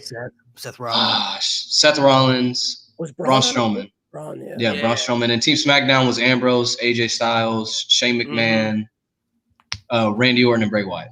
In the Fiend, yeah. Okay. Isn't that when they had AJ Styles' guy on the corner and then Jericho's fussing at? Yeah, Jericho's going in on James. Oh my god. Yeah, How was that? Yeah. What's up with your face? You just made the list. Whose kid is in the crowd? Bro, the best part is he said, "What the hell is that?" And then into the cutscene that was worth his face, bro. Bro, that's so good. Ellsworth was good. I don't know for what it was. I like the Ellsworth AJ era, man. Like at that time, yeah. He forgot to tuck his chin on the Styles clash, and Styles saved him. Yeah, he almost broke his neck. I'm gonna still give it to Team Cena versus the Authority 1. I would go 16-2, and then SmackDown, NXT, Raw 3 in terms of the 2010s for sure. Yeah, that's not bad. 2016 was really good. I just feel like 2014 had the story there for like it did. They just lack in the star power, but they executed so much good story in that. And then the ending with Sting came out and shit, bro. Like crazy, bro. So good, bro. The fact that they, like I said, Dolph Ziggler had so much momentum too, bro. After that, like his momentum was like right here, bro. It was like right there. The way you waste Ziggler, bro. Ziggler, that was his time, bro. Like he could have been the man. Like nuts that they wasted it. Yeah, actually, man, it just. I don't know, man. I don't know what they did that to Dolph for. Unnecessarily, bro. Dolph, to me, the him and AJ are the closest things we've seen to HBK, and like we could have got something special. It's nuts. Yeah. So, how do you feel about how you guys feel about this year's Survivor Series? Who do you guys think is going to be the last participants for both sides? We know Charlotte. I like how they did the Charlotte and Rhea aspect, where Charlotte's like, yeah, I can't do that, bro. I'm not messing with you. Like, I don't really trust you. I don't rock with you like that. I'm gonna back out. Now that gives 2 spots for the women, and then you have 1 more for the heel side, and then for the men's side you have. I still think they're gonna have 2 spots for the men's side and one spot for the heel side because I don't know if they're really gonna put Jimmy in there. You don't think they're doing Jimmy? I feel like they're gonna have something where somebody gonna beat up Jimmy and take him out or something. Because I feel like they really want to put Cena and Roman in there just to add more star power. That is a superstar team, though. Because I'm assuming they're gonna add Brock as that last person. You have Brock, Drew, Logan, technically, yeah, Logan, in the division. Have, Braun and Bronson. That's crazy star power. Yeah, that's a big deal. On the Raw side. I mean, not the Raw side, the babyface side. You have Jey Uso, you have CM Punk, you have Cody, and then you could keep Jimmy in there and then add Roman or Cena. But it's like I feel like they're gonna do something that bad to Jimmy, bro, and just take him out. I could see because Jay looked pissed when Jimmy said I'm joining. I could see Jay beating up Jimmy on the low and bringing in Roman. No, that would they can't feud again. They ain't feuding. Nobody wants to see a Jimmy and Jay feud, bro. The Vision can beat him up and it's good. You bro, I mean? Jay looked pissed though. I would look, man. I would prefer that. You're right. I don't want to see a feud, but like that would be more intriguing story wise than having just the Vision say, "Yeah, fuck you, Jimmy, out of here." And now Roman just walks in. I don't know. It's weird to me. Yeah, it is a bit. This new camera angle is weird too. It is a bit weird who they could do and like who they could add to it. I guess like just So say Jimmy stays. Who's more important to get on the team, Roman or Cena? Who's more interesting? I mean, story-wise, Roman is the one that fits the most story, but that legacy of Cena, right? I guess if they for the bigger pop and aspect, if they want to put Cena in there, it makes sense because like Cena still got the stuff with Brock, how he did him. That's what I was thinking. So. If you want to add Cena, the Brock angles there, but to me, I feel like you have Cena go against Dom in San Diego, man. Like that's where if you don't want Cena to keep the Intercontinental title, which rumor I've seen Meltzer talk about this, I've seen other people talk about this, where they might want Cena to lose it. Okay, if you want Cena to lose it and you want Dom to get his rematch, then do Dom in San Diego and then have Roman be in the Survivor Series team. But if you're not doing Cena and Dom, then I'm with Malik and let's just get Jimmy out of there, let Jay whoop his ass, and let's do Cena and Roman in the team versus the All-Stars and get two big giant teams, bro. Anyway, Fatu is back and kind of takes over for Jimmy. I would love that. His wisdom teeth were taken out. That's why he's out. And he's big in San Diego. He's huge in San Diego. That's a good call. And he should be a priority. He should be a priority. Yeah. So take Jimmy out for Jacob. Not a bad, because Jacob has beef with Drew. With Drew. Yep, he does. Yes, he does. And that could be a culmination of maybe Brock took him out backstage that way too, right? So whoever took him out, it could be anybody on the villain team. But like Malik was saying, he has beef with Drew because we think it's Drew still right now, but we don't know who it is. It could be anybody. Yeah, that's good. Yeah, he's under the radar. You kind of forget about him as well. Mm-hmm. So I'm not exactly sure. So what about the women though? Who think they're gonna add for the women? Now that's interesting. So is it confirmed? Like, so Charlotte, it's not just like some storyline. No, she's not a part of it. It's part of the story. She's not part of it. Okay. I think she gets in it though. Like, I think it's just a part of the journey. That's what I see. Yeah, that's what I don't know. I feel like you can't backtrack on that though. Already, like. Well, I think that's where Alexa comes in to kind of mend it because that would show growth in Charlotte's character as well too, where she's able to overcome past shit that's gotten her way before, but now she's forgiven in a way that maybe kind of makes her more endearing to become more of a babyface too. So I do see that because I didn't think it was serious. I feel like they took her out because I could see AJ Lee being one of the people. I think Becky could be in that. I think Becky's in too. Because you had that stare down with Asuka and Becky about 2-3 weeks ago too. Yeah, right? I think Becky would be the last spot. You have AJ in there, and maybe you're returning Bianca. I don't know. I think Bianca, if she's healthy, if she's cleared, Bianca will be a big surprise. If they needed a Maxine, maybe. I don't know if they get it. I don't know about that. I wasn't. I like Maxine, but I wasn't suggesting it. I was just saying. But I do agree that Becky is the final heel on the women's side. On the babyface side, I could see AJ Lee very much so being because that's the feud Becky had. I would love Bianca to come back to take Charlotte's spot because I would love to see Bianca in this. But I do agree with Ryan to where I do think this is going to be Charlotte Flair showing how she's different now to make people like. I know Malik, I don't like it either, but I feel like they're gonna do it to endear her to the crowd officially. Like, yeah, she's changed. Unless if they don't add Becky, you think they just add Nikki and put Stephanie on the other side too? I think they need matches, though, right? They could. That could be. I think it's gonna be Stephanie and Nikki for the title at Survivor Series. But is Bella big in San Diego? Is that like one of her hometowns? Yeah, she's from Arizona, so okay. Yeah, that area. I thought it was San Diego, but it's Arizona. Yeah. But it's like she's the heel now, so they added her, and then you put Stephanie on the other side. They're pretty much putting the champions in there, kind of. So it's like you put Stephanie and you had AJ. I could be down if you keep Charlotte out. I could be down with that, bro. I could totally. See, but I feel like Becky would need to bring AJ into it. Well, AJ is going to randomly show up just to be chill. Oh yeah, you're right. So it would have to be like Stephanie and Charlotte, you know. So yeah, so you're I don't right. think McCare makes it. I think she has a singles match. I think that's pretty straightforward now. Who's Stephanie? Yeah, I think it's Stephanie and Nikki. Yeah, for the title. I mean, that title would be Survivor Series. On paper, that's big enough. Like I went to Raw. So that got like people didn't give a fuck. I hate to say it, but the bar was high with like Rhea and of course with Cena before that. The bar was extremely high for these Boston fans. But when they hit Becky, they were like, I mean, when she hit Vaquer, people were like, whatever. It was weird. And people kind of knew it was coming. It's just like Nikki Bella too hasn't really shown. She hasn't shown us that she's improved or could put on at least some good matches. Like she wasn't able to have a good match with Becky. You know what I mean? Like. That match was disappointing to some extent. They missed some spots, like they didn't really mesh well together, you know. So if Nikki showed improvement in her matches, then I think there would be more interest. But she hasn't really shown much. It's still the same, bro. It's still the same.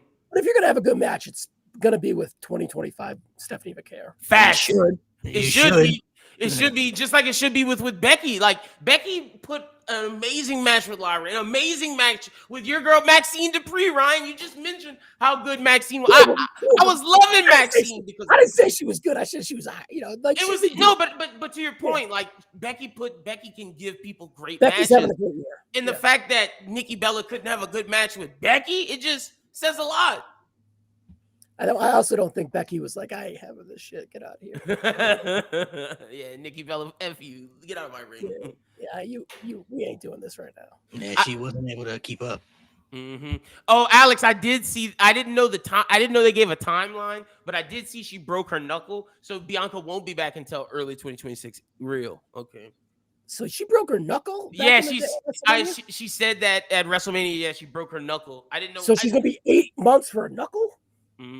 I guess he said her body's not, I guess, healing the way it's supposed to. Like her body's not. Yeah, it's like right somewhere, like right in here. It's not reacting, I guess, the way it's supposed to react. I don't know if she had surgery or whatever the case was either, but it's like. Yeah. So they probably put a screw. I broke my hand, so you put like a screw in it, and maybe that's where it fucked up. Yeah, maybe like I don't know, like they had to put a screw in there or whatever it is, but I guess her body isn't reacting the way it's supposed to. So that's why it's like she's been delayed and stuff like that. But yeah, we don't know. She could show. We don't know. I mean, they keep things like that on the low, really. So like, if she was to come back, we're not supposed to know she's coming back. You know what I mean? So. Yeah, we're not. And the only reason why we know she broke her knuckle is because she said that on I believe the Pivot podcast. It was on some podcast where she opened up, and it was like, damn, we didn't know. I think it was All the Smoke or something like that. Yeah, that's what it was. It was either All the Smoke or the Pivot, but you're absolutely right. It was one of those. Well, yeah, I mean, realistically, if she's gonna come back, we're not supposed to know she's gonna come back. So of course they're gonna feed us information like, oh, she's gonna be back later. Like we're not supposed to know, you know what I mean? So maybe she could come back later. Maybe she'll come back, earlier. Yeah, we don't know yet. It's kind of like a mystery thing. So I don't know if she's gonna be a part of the team. She might not be. I do feel AJ and Bianca are two possibilities that I could see, and then Becky, I definitely feel like it's gonna be Brock, and then. Yeah, Brock seems I still think it's him in Roman. Somebody's going to be seen in Roman. I really think it's going to be that. Brock seems like a given. I'm definitely thinking it's going to be Roman. I would love for it to be Cena. Who you got winning, Malik, on the male Cena, side? I feel like Cena not only has ties to the Brock, but everybody on that team, Cody, Jay, Punk, they all have respect for somebody like Cena. So them just recruiting him is like, hey, we need somebody that we can trust, somebody we know is going to fight. Come on, Cena. Like we need you on that. And Cena's not going to say no. So hell no, he wouldn't say no. You think the baby faces are winning? Do we think the men's baby faces are winning over the Vision and Brock? It might be probably. if Jimmy's in the match, you got someone to take the pin. You got someone to pin. Yeah, that's a fact. Thoughts on SmackDown going back to 3 hours. Positives or negatives first, because I think there's more negatives than positives. But I do see the positives in a way. What are your positives? Let me hear that. You have a chance to have better quality matches. You have a chance for more people to get on TV to get over. True. You take more risks with more people because there's more time. But what's going to really happen is they're not going to announce a main event. The opening segment's going to be 15 minutes, which is going to lead to the main event, and that it's just going to be old tropes like that. It's going to be Road Dogg shenanigans, bro. Yeah, Road Dogg does not know how to lead that show, which is the problem. You're going to have bad through lines on TV to prolong the show, so it is what it is. The thing I is, would say no, but if they made it like what I thought they were going to do originally when they said SmackDown was going to be this 3-hour show and then they stopped and then they brought it back again, I thought they were going to make it the wrestling show, like the one where great matches take place. And you see that with Sami Zayn's Open Championship. You see with Ilya. Like if they could make the 3-hour SmackDown like how it was with the SmackDown 6 and like make it great wrestling on this. And, the stories matter, but it's all about the great matches on SmackDown, whereas Raw is the stories. I think it can work really well. Do I think that'll happen with Road Dogg? No. So I'm going to be upset. Yeah, well, if there was a 3-hour SmackDown where we get 2 Julia matches a month in her title reign, maybe, being 2 hours is Julia's title reign kind of sacrificed, where the women's tag titles have been ramped up on both shows. That's been more of a priority than the Intercontinental in the U.S. Yeah. Well, Becky makes the U.S. the IC the title. But no, I see what you're saying. But Becky's bigger than the IC title in a way too, as well, right? So everyone bitched that the tag titles weren't a priority. They became a priority, and there wasn't enough time for Julia. And then there should be time for Julia. And we haven't gotten much men's tag team action as well. Like I would say I'd say Julia in the men's tag team kind of took a back seat a little bit on SmackDown. Well, also, right, because you get the Bray Wyatt, the Wyatt 6, with his dad, and that maybe kind of hurt some things too as well, and put the back burner. But in the 3-hour SmackDown, that's where the tag team division on the men's side really shine.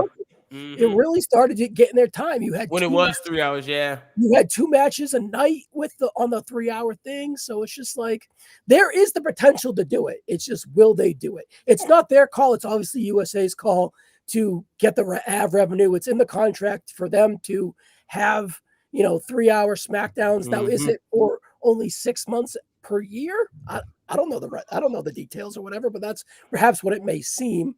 I see the Road Dogg hate. And bro, I stand on that. He is not a good showrunner, bro. He's not, but is he literally the guy that just takes the sword?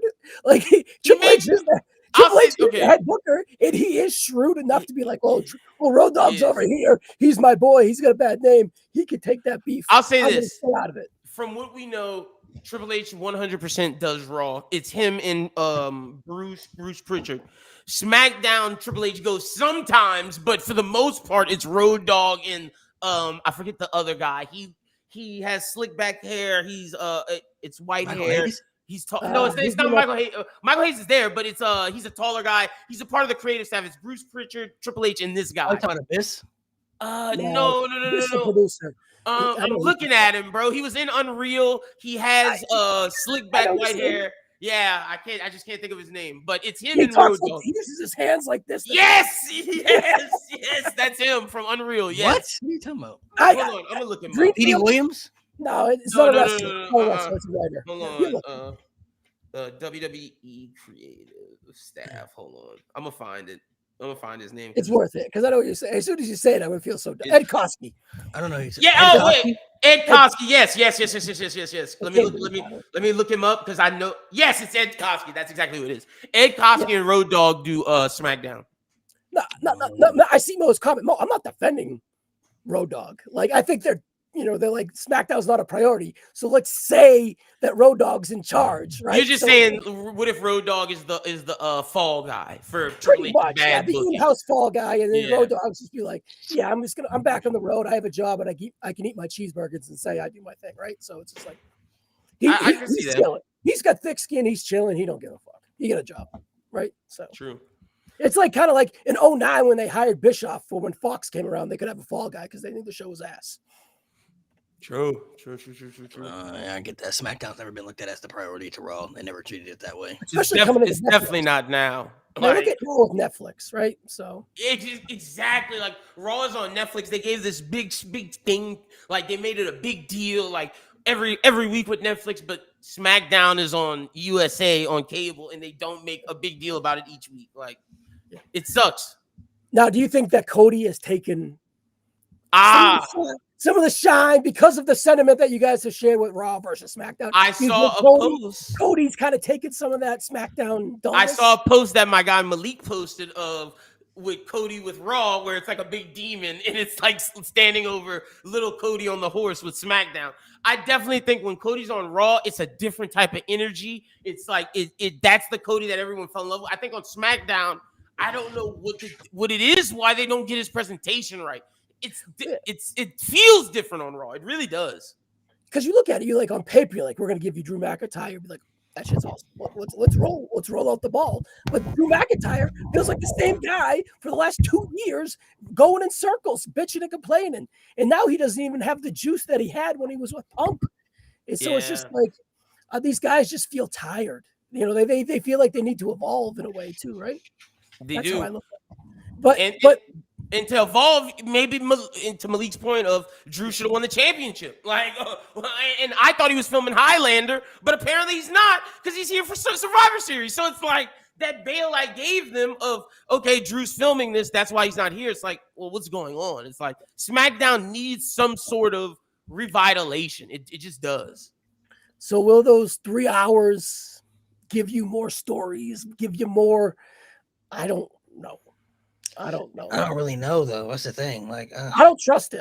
Like, here's the thing. Like coming out of WrestleMania 40, it was like SmackDown's gonna be the men's tag division, and Raw's gonna be the women's show, right? So you've kind of seen the women's show on Raw be the focus and it working, and then they just ditched the SmackDown on the men's side with the they gave it to the Wyatt Six, and it's just Wyatt. It's just not there. It never happened. It's not where it was. It was just ugh. Are they just snake bit with injuries? Do they have bad timing? Does all the booking ideas just get cut off through the circumstances or whatever? Give them the benefit of the doubt, but they need juice, and I don't know what it is. Yeah. Well, I think people just never know what they want in this era too, man. They just never know what they want. They're never satisfied with a lot of things either, so it's hard to kind of please a lot of people on what they want and what you can give them because they turn on everything so quickly too. So. Yep. I give him Trick, throw Trick in there. I do think the U.S. title is working. I think that's good, something to look forward to. Yeah, it does. Bouncing from Cena, introducing it to a Sammy. That was a good 6 weeks. Now we're 6 weeks with Ilya.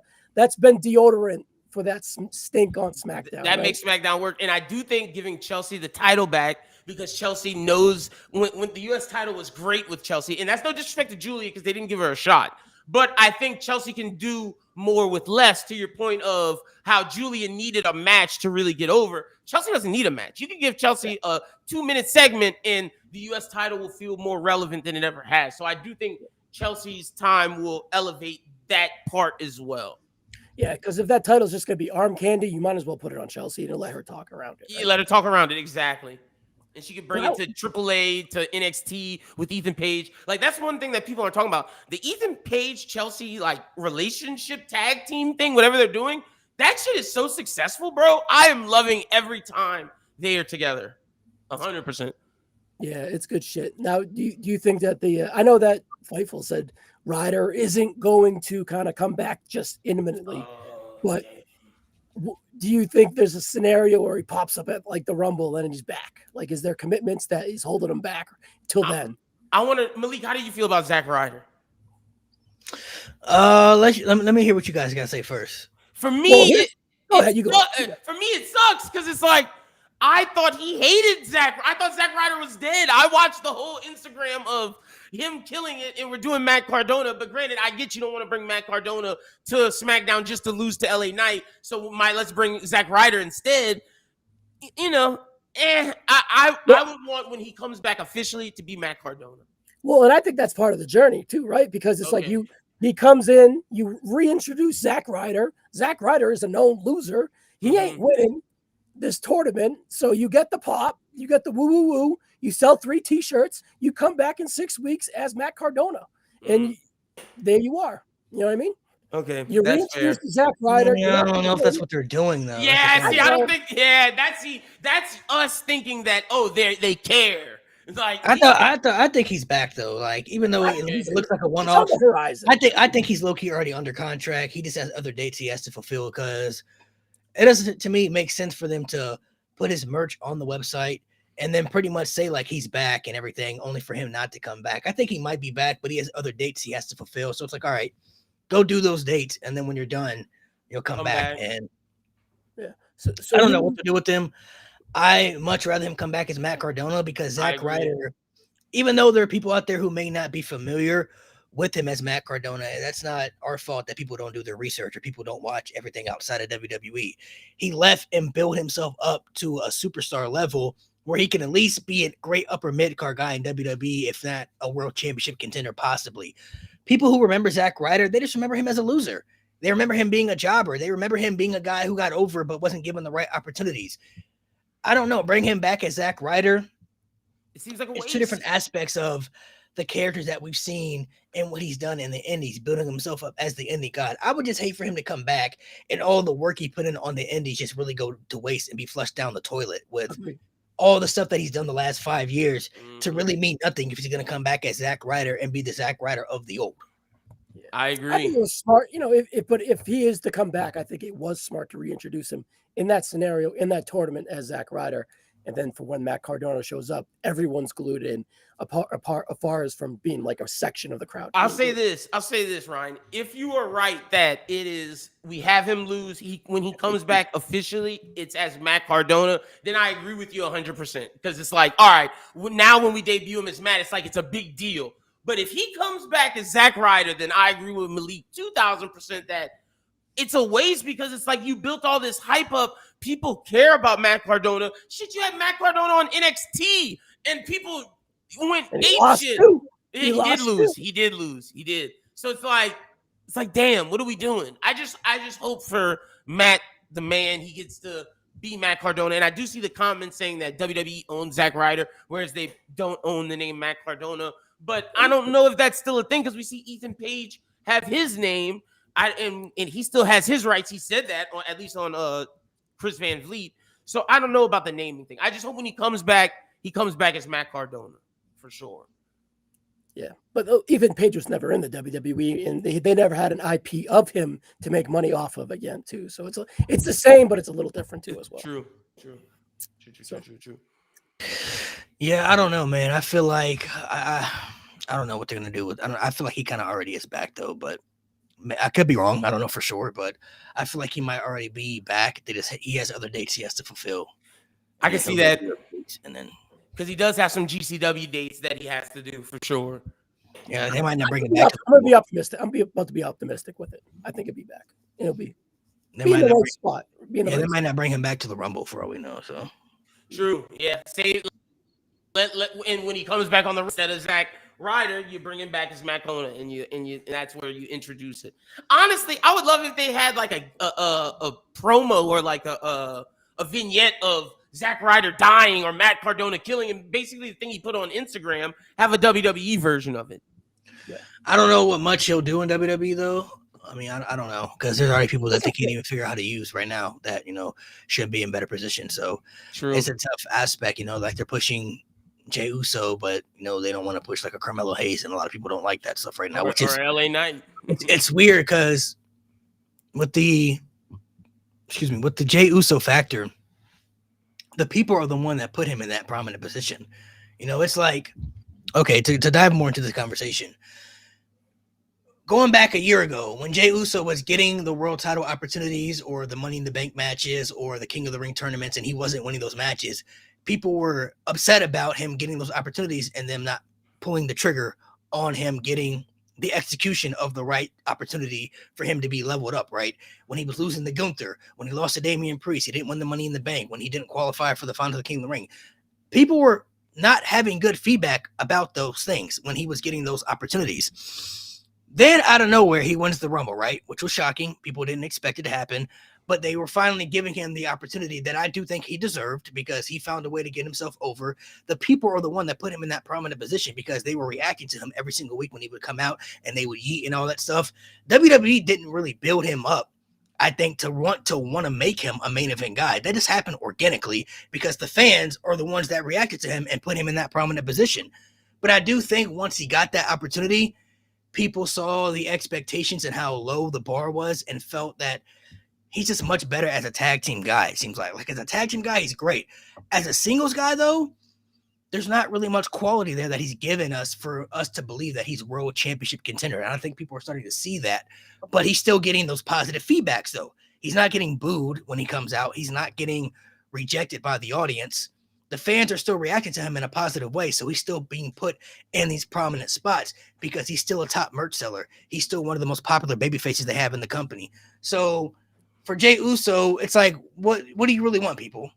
If you don't want him to be in that spot, you're not reacting that way every week. No matter what country they're in, no matter what state they're in America, every week he comes out and he gets a positive reaction from the audience. But then you have people bitching online about his matches and about him being fatigued and about him not giving you quality, but y'all aren't reacting that way in person. And y'all buying merch. The feedback online is not the same as it is in person. That's what WWE is listening to. When he comes out, he's getting massive reactions. So they're capitalizing on that opportunity now because based off how you're reacting to him at these shows. Well, is that online reaction? Is it like a small echo chamber that just seems bigger than it is? And I think that's what they think it is. Yeah. Based upon the live reactions, like Malik was saying, and based upon the merch. Like, if y'all don't like him, stop making fucking noise and stop buying his shit. But y'all keep buying his shit. Y'all keep making noise. And that's why they're like, oh, well, what are we going to do? Are we going to listen to online when every time he comes out, people are screaming, they're saying, run back his intro, they're buying all of his stuff? You'd be an idiot as a business to stop putting money behind that because based upon what everyone is saying in the venue, they love it. Yeah. So going with Jey Uso this year, I actually tied into being the Unreal show as well because they made him one of the focal parts of being like, we're going to create a star here. Look what we do. And he was all about timing, and he was in the right spot at the right time with the Bloodline equity story as well for the last 4 years, leading into it as well. So it's like, it just makes sense to go with him because of the new reality show, the past, and to make someone fresh. But was like Jey Uso, the man, ready? I would say he about 75% there, but he needed to be 100% all the time to kind of hit that watermark. And I don't think he is really, but I just think he's like, he'll just wind up at that, like, above the Miz level. Like, you know what I mean? Like, he's bigger than, more popular than the Miz, but a lot of his matches are the same. They can be good main event matches with the right people, but that isn't a main event style with your average Joe consistently. Yeah. He's not a guy that can. He's a tag team guy, bro. He's not a guy that can be a lead in matches and stories, I feel. You know what I'm saying? Like, he can't go out there. Stories a little bit, though. He's getting there in the stories. It's just his stories are good, but he's only in there if he's with the right people. Like, if he's with Roman, sure. If he's with Roman, his stories are good. You put him in there with the right guy, sure. But it's like, if you put him in there, like, they tried to match him up with Logan, and that shit didn't work. But we see Logan match up with guys like Roman, guys like Cody, guys like that. Yeah, they both need to be walked together. They need to be walked. They can't. But that's what I'm saying. You can't put him in You can't put him in there with a guy like Logan, who's still learning, and Logan's not ready to be a lead guy yet either. When Logan matched up with Cody, Roman, and Seth, those matches were good. So those were all good matches. But these are guys that can lead. These are guys that can guys. Be the lead main event guys. They got the main event presence. Jey doesn't have that. Like, Jey doesn't. He's not missing that. That does come with time, you know. But it's like, what was the right time though? Because, like, going back to before he won the Rumble, people were begging for him to be in that spot. No, it comes with time. I'm not saying at the time, and he doesn't have enough because based upon. But like I said, when is the time though? That's what I'm saying. You got to think Jay's been over like this since 2023, right? Since that Bloodline Rules match, he was getting put in these opportunity spots, but they weren't ever executing and pulling the trigger. Like, even when they gave him the IC title, he had it for maybe a little under a month. Good, better than his world title matches. Yeah, and he was having at that time. He was having some pretty good matches. His match with Damian Priest wasn't bad. He looked good in the Money in the Bank. You know, his matches with Braun Breaker, like he Yep. was having some His good Gunther matches matches at the time. before this. Yeah. Gunther, you know what I'm saying? Like he was having some good matches at that time. It seems like after the Rumble, things just Changed deteriorated for a him. bit. Yeah, and is that Pressure, because maybe? he has more obligations to do, and it just doesn't? He can't fit that, like, you know. And I see what you're saying, Mo. He's 40. How much time he needs? That's what I'm saying. There's no more time. But I feel like during his IC title run, I feel like that's the perfect spot for him. I think when you get him outside of that, where there's more on his plate, more media, more this, bro. Jay's also a guy that wants to have a good time, like.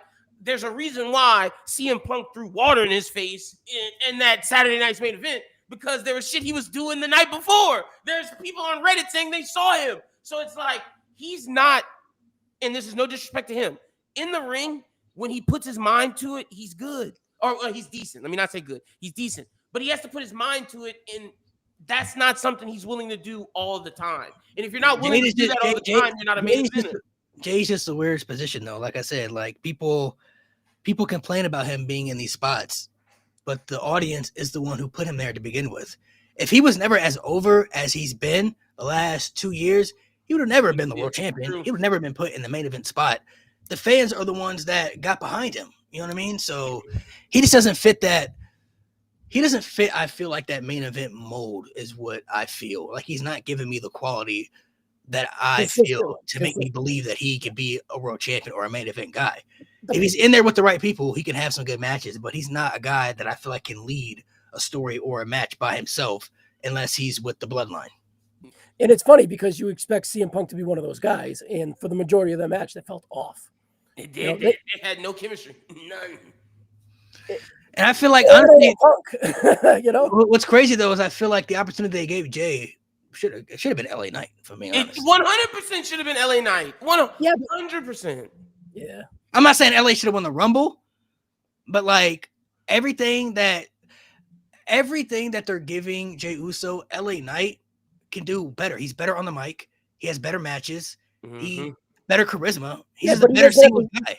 He doesn't have the lineage in the family history that. But no, that fair, Ryan. But he doesn't have the lineage. But he doesn't have to have the lineage to get the push. No, I know. I agree. I'm more of an LA Knight guy than a Punk or than a. And WWE has no excuse because Jey Uso has merchandise and the fans. LA Knight has the same things LA Knight did. Now to the point to where it's falling off. Like, y'all have made this man lose his heat. He's heated himself up twice. After the first Money in the Bank, y'all failed. The second Money in the Bank, he's heated himself up twice, bro. And now you're asking him to heat himself up again. Are you going to pull the trigger? How can people have faith? LA Knight is 10 times better than Jey Uso, in my opinion. And I think he deserves the Jey Uso spot. Yeah, I feel you. Mo, I would send you the link, but I'm about to sign off here in a minute, bro. I ain't gonna be here too much longer. I'm starving, so I'm gonna be here in about another 5 minutes, and I'm calling it a quick. So, I only just brought that up just because of the aspect of the audience and how the fans react and stuff. You know, it's just like I get the frustrations and the criticisms, but I feel like it goes both ways though. It's like y'all criticizing the man, but y'all put him there. Y'all are the ones that put him in that spot. Like, what are y'all talking about? What are y'all mad for? Y'all are the ones that made him over. You did, not WWE. The people put him in that spot. So it's same with LA Knight. They just won't give the opportunity to LA Knight opposed to Jey Uso, unfortunately. So you think they didn't put LA in the Saturday Night's main event and put Jay in there because they have plans for LA Knight? Yeah. Or What plans they got? Yeah, Ryan. I can't be optimistic about it anymore. I've been trying to convince myself, he didn't win the Money in the Bank. They have a plan for LA Knight. He didn't win this. They have a plan. Every time, and Malik made a perfect sketch about LA Knight, how many times they've tried to give him the ball and how many times they just pulled it from him. And it's so many, man. I want him. And part of me is now believing, can he beat Cena? But like, if LA Knight beats Cena, what good does that do for LA Knight after if you're not going to give him the championship? It's like, fuck. Yeah, I feel like going to. Let me see what I wrote down here. Hold on. It's just, I feel for LA Knight so much. Like, me too. I'll bring you in for a second, Mo. And the man's 42. You know, I know that's the new 35. Yeah. But still. He's still, and see, my thing with that, the age thing, it's like, bro, I'm sick of the age thing in wrestling. Like, bro, that shit, hold on, that shit does not. It doesn't matter, bro. The age thing does not matter, bro. We got to remember people, for That shit some pisses reason, me off. I'm not gonna say it doesn't matter because some people, as they get older, they do fall off. You could see a deterioration for certain talent. So I understand For that. some, but not for all, bro. Not for everybody, but age doesn't. When it comes to age, we got to remember, people will talk about this person's too old and they shouldn't be winning, but people will talk about the Ruthless Aggression era when Undertaker was winning the world title in his 40s, begging that Shawn Michaels would win another world title when he was in his 40s. You know what I'm saying? Like, He's talked about begging that John Cena, begging for John Cena to get a 17th world title. Man, almost 50. You know what I mean? So yes, it just depends on who they want in that spot. It's a pick and choose with the people as far as the age thing, because age shouldn't matter for how old you are. And then I hate the reverse where people are like, oh, he's too young. Bro, in every other sport, you could be 18 years old and be in the NFL or the NBA balling. Like, I don't think it should matter how young you are. It shouldn't matter how old you are. It should matter if you're good. To me, that's what should matter. If people complaining about Cena beating Dom, it goes again to the double-edged sword. So people, let me get this straight. People were upset that John Cena beat Dom. Now, yes, if Dom had beat Cena, that obviously could have elevated him more because it's John Cena. That could have meant more. But people also wanted him to be the Grand Slam champion, so there comes a double edge. But Dom losing isn't going to affect him. Not at all. People were upset. People were upset that he didn't put over Dom, the young talent, but that's literally all John Cena was doing for like the last 7 years, and people hated it. They complained about it when he lost to Austin Theory, when he lost to Solo Sikoa. People complained about it. Now, granted, obviously we didn't know how those people were going to be used after they beat Cena, but going into those matches, these were opportunities to elevate new talent like Austin Theory in a Solo for the future by beating somebody like a John Cena, but obviously they weren't used the way we thought they were, or never went somewhere for certain people, right? But for the last 7-8 years, all Cena would do was just come back and put everybody over. This year is the most he's ever won matches since like 2016 or something. You know, like it's been years since John Cena has won this many matches in a whole year. So Dom will be fine. He's still got another championship on top of that too. Like this loss isn't going to affect him. But I like how people say that Cena should have put over the young talent and Dom should have won. No, because hold on. Because I'm gonna ask a serious question here. So there are people saying that Dom should have won and Cena should have put over the young talent, right? Because he's a part of the future. They feel the same way when he beat Logan Paul, though, bro. He get a pass for that because y'all just don't like Logan Paul. Because technically, realistically, if we're being real here, if we're being consistent, is Logan Paul not young? Is he not a part of the future? Would that win have not helped at least catapult him up to the next level? 100%. I'm the same way. I get people don't like Logan, but they don't match the same energy they don't match the same energy all the time. They pick and choose on certain things of how they want to view stuff. You know what I mean? It's like 100%. You can beat one guy and it's like, okay, yes, you beat that guy. But then you can beat another guy who's maybe the same equal to that guy or at least part of the future, and then it becomes an issue. You know what I'm saying? So it's a pick and choose of who they want to nitpick certain things with that for. 100%. Dom, I think, has a bright future. I don't see Dom falling into an Austin Theory category where he just disappears and stuff like that. I think Dom potentially could be a future world champion for the future. Like, I think Dom has a bright ceiling in WWE. I think him losing to Cena doesn't affect him. You give Cena the Grand Slam. That's what people wanted. Literally, this retirement tour, besides the heel turn and the Brock Lesnar match, has gone exactly how people wanted it. Cena got the 17th world title, became Grand Slam champion. He's had rivalries from the past that we got to revisit with Orton, Punk, and AJ Styles. He's had match of the year contenders. You know, like, he's done a lot of good things during this retirement tour. It's just the heel turn and the Lesnar match are the two things that have asterisks to it. But Dom will be fine. Yeah. Well, that's the heel turn. That's part of that. That's part of the heel turn. Some aspects of the heel turn work though. So and look, Dom will be fine. And Mo said it. Dom's still a AAA champion. To me, this not only did this make Dom a made man in the eyes of Cena, Cena respected him.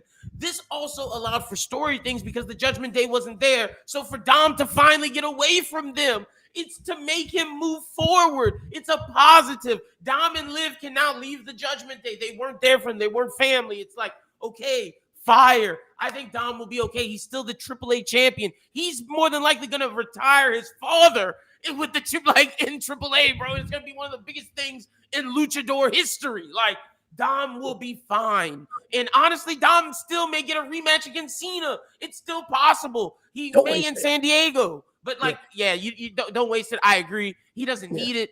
To your point, he definitely doesn't need it, but Dom will be fine. And like Malik said, why are y'all complaining saying Cena's not putting people over? What about Austin Theory? What about Solo? All those people that Cena tried. It's not his fault that those people didn't turn out to what they could have been, but that's not Dom's fault. So that won't happen to Dom. And Dom's going to benefit from moments. And last Monday night was a moment. It was huge. That crowd was phenomenal. I've been to a shitload of WrestleManias. I think also too, we talked about it on the pod before, and I can't remember what episode we talked about it on before. We talked about it before on the pod a couple times, but I'm not gonna lie, I can't speak for everybody else, but I think it's time. I'm officially crowning Rhea Ripley. She got to be the most popular women's superstar the company's ever had, bro. Her reactions are absolutely insane. That pop was nuts. Like the fact that she got the same type of pop that Cena got is crazy. Becky Lynch had the bigger peak, but popularity-wise, man, Rhea Ripley, bro, I think she got it on so many levels. I feel like at this stage, if you were to walk up to random people who don't even watch wrestling and you put a picture of Becky and Rhea up against each other, I think they know Rhea. would be the most noticeable person. Yeah, like reels and stuff are much more popular now than they were in like 18, 19 when Becky. Yeah, I think Rhea, she also has more of a connection, like just in pop culture too. You know what I mean? That's like, what I say. People who don't even watch so distinct. Her look is so distinct. People who don't even watch wrestling just know Rhea Ripley. Like, you know what I mean? Like bro, her look is more, and it has a lot to do with the gooning and stuff like that too. But it's like getting over is getting over at the end of the day. You know what I mean? Like you find a way to get over it.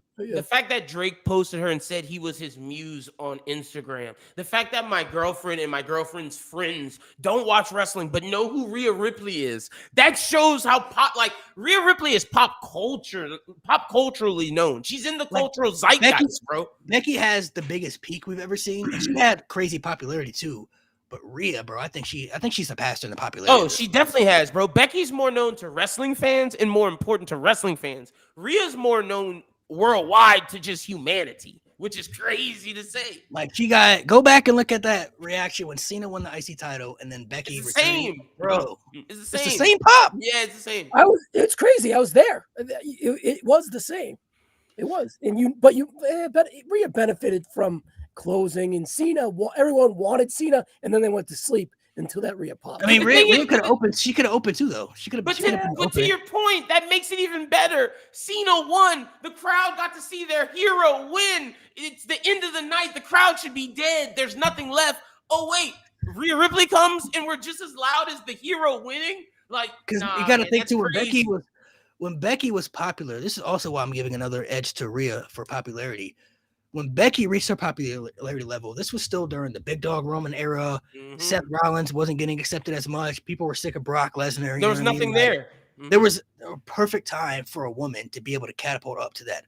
Rhea's in the Roman Reigns Tribal Chief era, the Cody Rhodes American Nightmare era, the Jey Uso Yeet era, the LA Knight era. Like, she's in the era with other popular superstars at a high level, and she's right up there. Like she's with the big dogs, bro. She's with the big dogs. That's a fact. No, let me not say with. She is one of the big dogs, bro. She has the best merch sales with Roman and Cody. Like, outside of Roman and Cody, it's Rhea. Like, the only other person that can compete with those three is when she's active is Bianca. Like, in terms of popularity, Bianca's the only person that can catch those three.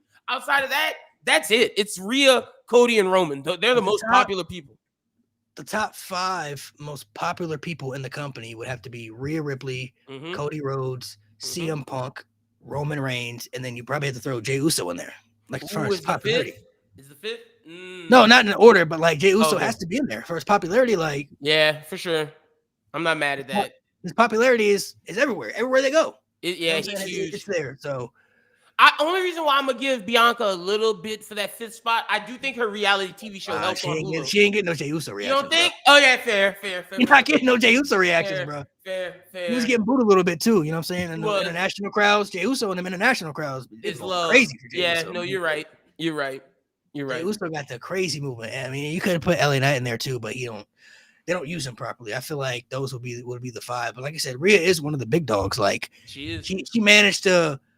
At one point, like you mentioned, she was outselling Cody in merch. You know what I mean? Like, outselling Cody and Roman. Not just Cody and Roman. She was number 1 for a couple of months, bro. Like Rhea was doing the damn thing. Rhea Ripley's up there, bro. I feel like strictly just popularity wise, based off crowd reaction and familiar, territories of people who like are familiar with this person. I think Rhea's number 1 now. I think she surpassed Becky in popularity. She surpassed Lita, Trish, Nikki Bella, all the people you're gonna name. She has surpassed all those people in terms of popularity. What do you think she does at Mania? I think it's her versus Stephanie.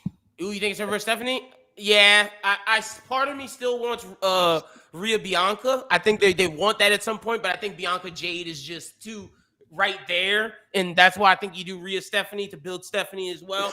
But I do think Rhea Bianca's coming, and that may be it's gonna be. I think next year's Royal Rumble. This might be a hot take, but I think next year's Royal Rumble will be the first Rumble we see have 2 people win the Rumble that have won it before. Ooh, okay. Sorry, 2026.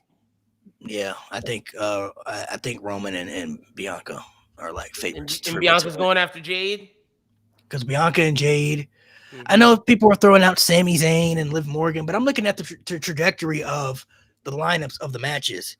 Yeah, sure, Liv Morgan could win the Rumble, but what match is she going to have? Stephanie versus Liv, they could do that, but Rhea versus Stephanie is a much bigger match. Huge. And I think that's what WWE really wants, because Rhea is the most popular superstar they got, and I think Stephanie is on her way to getting up there. Yeah, I think that's a much bigger match for WrestleMania.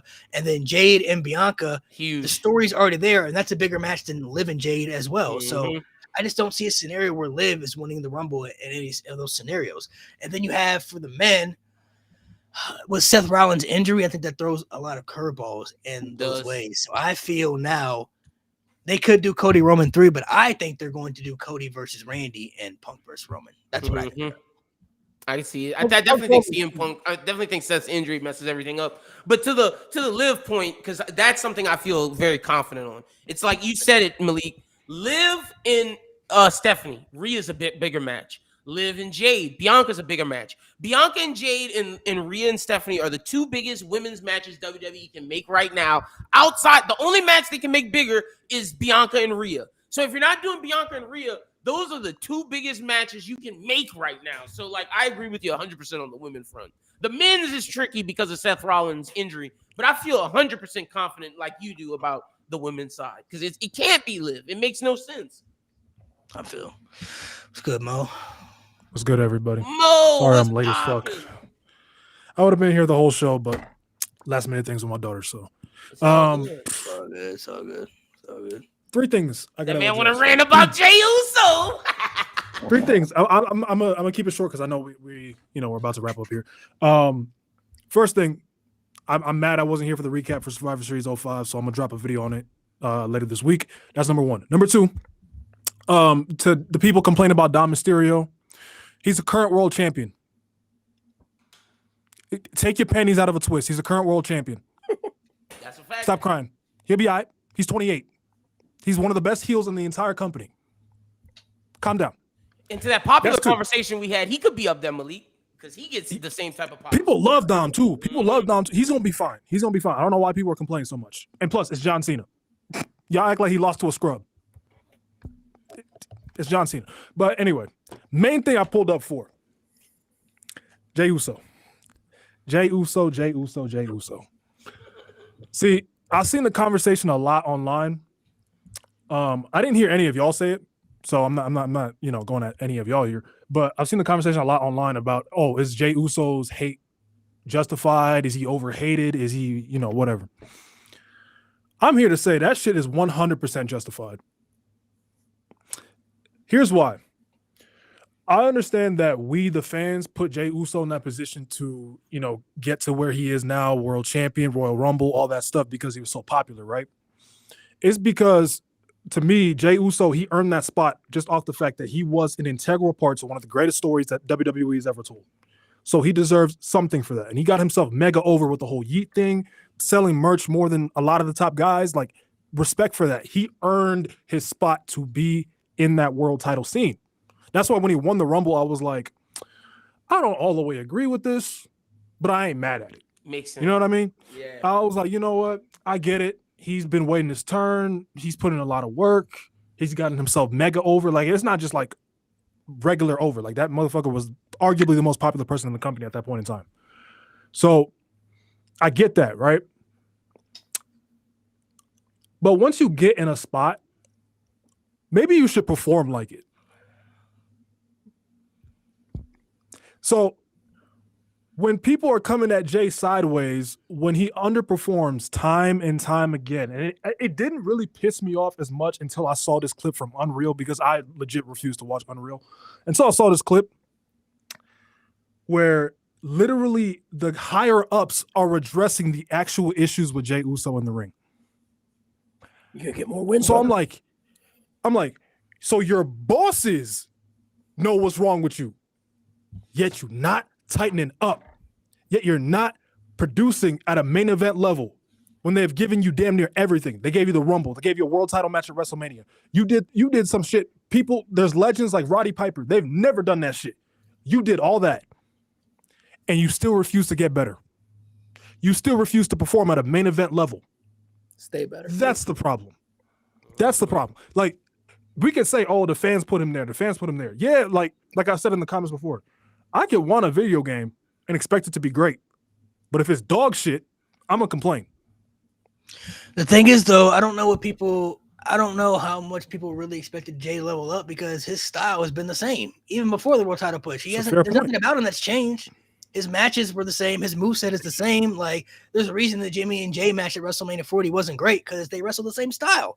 So even before, I think a lot of his negativities were hidden because he was in a tag team for so long. He didn't have to wrestle all the time in matches. He was in a tag team, and that worked for him. Even a little bit as a singles guy, his stuff with Roman was good, but Roman's matches are very slow paced. They're more storytelling matches. It's not like boom, boom, boom, boom. It's very building up to a climax and leading to something. Mm-hmm. Jey Uso, I don't know what people were really expecting for him to change, if you ask me. Like, everything about him has been the same. Nothing about him has changed. Like, that was never going to change just because he got a main event spot. He's been doing the same stuff, and he's been the same guy for many years. He just got a catchphrase that got really over. I'll say his effort I hear that. needs to get better, because like we were saying, his effort's not there. When he was Intercontinental Champion, his matches, we liked some of those matches, but the effort was there. You could tell he locked in. Because is the effort there, or was he just in the ring with the right people? Because we talked about that before. If he's in the ring with the right both, people, maybe a mix of both. It might be both. It might be a mix. If he's in the ring with the right, like, how come he could put on a good match with Braun Breaker, but he can't do the same with Logan Paul? When we seen CM Punk, we've seen Logan Paul. Like, if you put Seth Rollins in the ring with Braun Breaker and Logan Paul, I know he can have good matches with both guys. We've seen it. Yeah, we He have. can have a good match with Braun Breaker. We've seen him have a good match with Logan Paul. Jey Uso, how come he couldn't have a good match with Logan, but he can have a good match with Braun?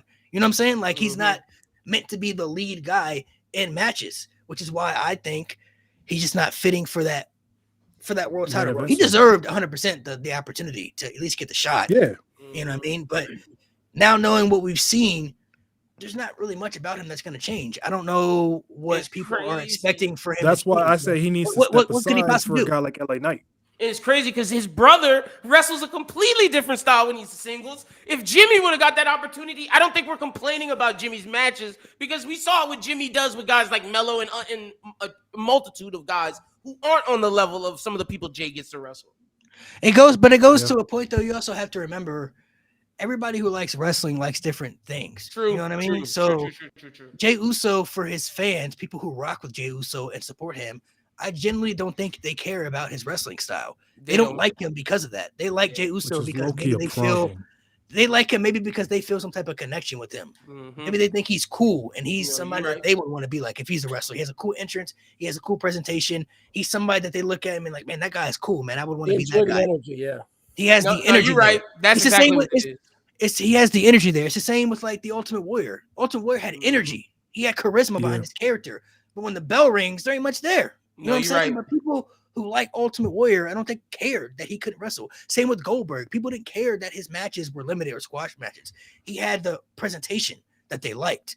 So I think that's what Jey Uso fans are gravitating towards is his presentation. He may not check off the other boxes that some people are going to criticize him for and want to see, but people who genuinely like him, I don't think care about that.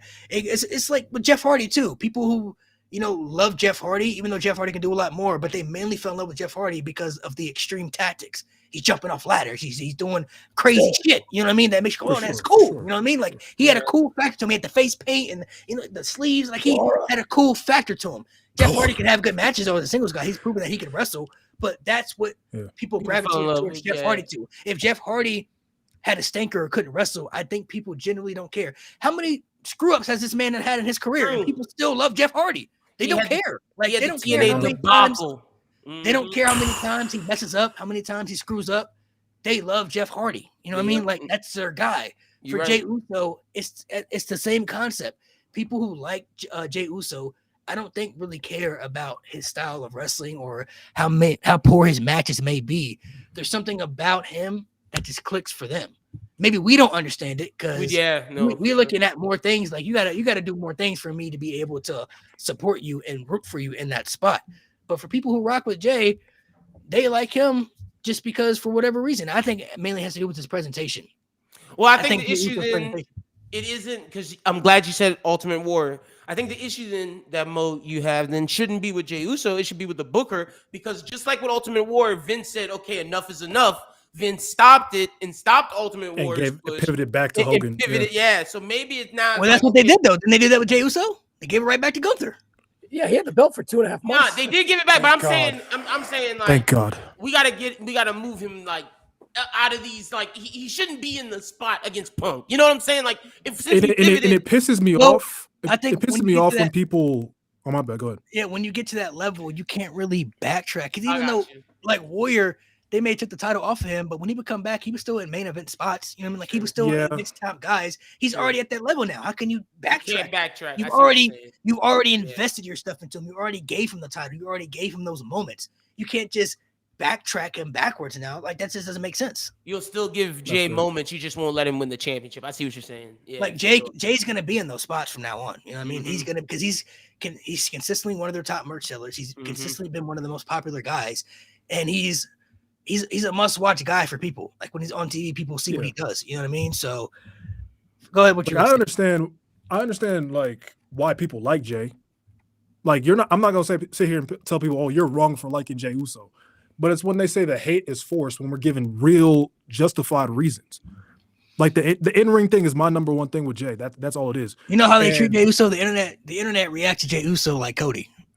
The Cody hate is forced. Cody hate is unnecessary, bro. They think Cody is as bad as Jay, but it couldn't be more crazy, bro. That is diabolical. The Cody hate is coming from a loud Roman Reigns fan minority, bro. That's where that. Yeah, like, that shit is forced as fuck. I know exactly where the Cody. What annoys me with Jay, when people try to compare him to LA Knight. I've never seen LA Knight get blown up into a before he starts a match. Nah. I've never seen LA Knight disappoint me on the microphone. I've never seen a match with LA Knight and be like, that disappointed me. I've seen that a billion times with Jey Uso. The most you'll get from LA Knight is that one spot he always botches. Yeah, where he jumps up on top of the top rope. Yeah, he's not the best in ring. That's the only thing he just bought. That's the only thing my guy LA Knight will do. He'll botch. He's not the best in ring worker, but yeah, that's when he's wearing the lifts. So when he's going against a taller guy.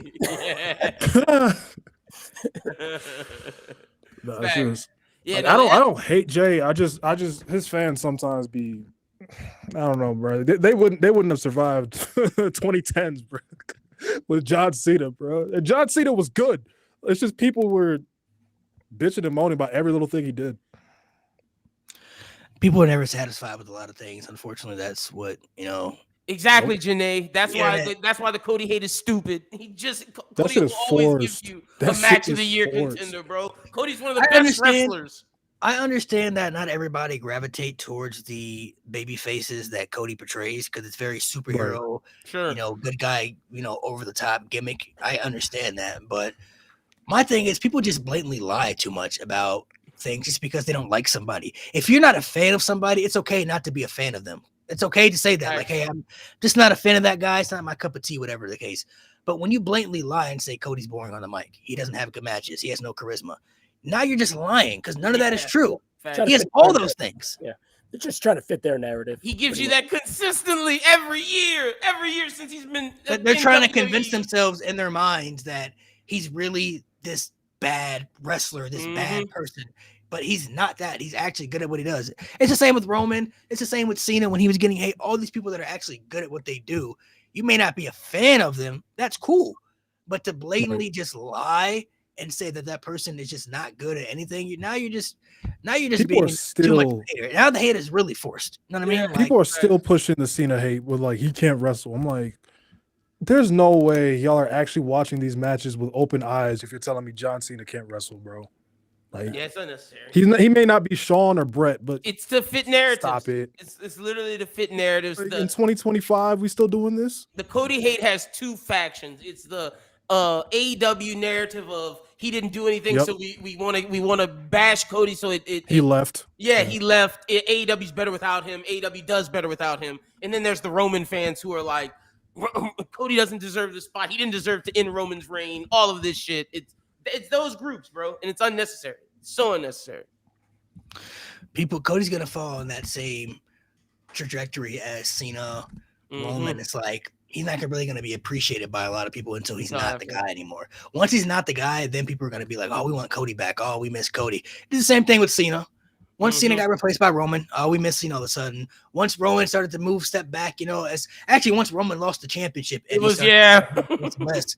that's when people, Roman Reigns, he's the GOAT. Wow, we need him back now. Like, we miss Roman Reigns. Y'all didn't treat him like this, though. Y'all were ready for that title reign to end in 2021. Bro, they wanted the reign to end with Drew McIntyre clashing at the castle. Let's not be like, we were there. We know. We saw it, bro. People did not respect, like, they only started being like Roman this, Roman that, when the moment Cody 1, 2, 3. Instantly, the moment that happened, they were like, yeah, this was a great match. And, oh, wait, Roman needs the belt back. Like that shit's absurd. And the crazy thing is, like you said, Malik, when Cody stops, the love he's going to get, because Cody's been giving us great matches, all of this shit, the thing he did starting AEW, people are going to love that guy. When he is done, we're going to lose somebody special. No, it's crazy. As soon as you become the guy, people, like I mentioned on the pod before, like there was an internet forum from 2005, the night of WrestleMania 21. People were already saying John Cena was stale. He had just won the championship that night, and people were already saying that he was stale. In 2005. Brian Danielson said it. Wrestling fans, fickle. 2 forum callbacks tonight. Wow.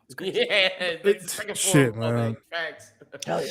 Yeah, the IWC wasn't just as massive as it is today, so some people didn't know. Some people didn't. If you weren't reading dirt sheets or you weren't in the forums, you didn't know how people reacted that way. You didn't see it all the time. You know what I mean? But it was definitely out there for sure. It's definitely been out there for many years. You know what I mean? Like, it's just, I don't know, people just never really know what they want sometimes. That's just the frustrating thing. Like, they say they want one thing, but then when they get it, it's not good enough. So nobody hates wrestling more than wrestling fans, unfortunately. That's a fact. Good thing. Yeah. All right, before we head out of here, let's do a little game called Pick Between the Two, and then we'll go ahead and sign off. So, what I'm gonna do is I'm gonna name 2 wrestlers, and you're gonna tell me what wrestler you think is the better overall talent when it comes to promos, matches, storytelling, all the above. Comparing these 2 individual wrestlers, who's the better talent between these 2? So we'll go in order. Ryan, then Lynn, and Mo answer in order. So pick between the 2. First matchup I got, Batista or Jeff Hardy?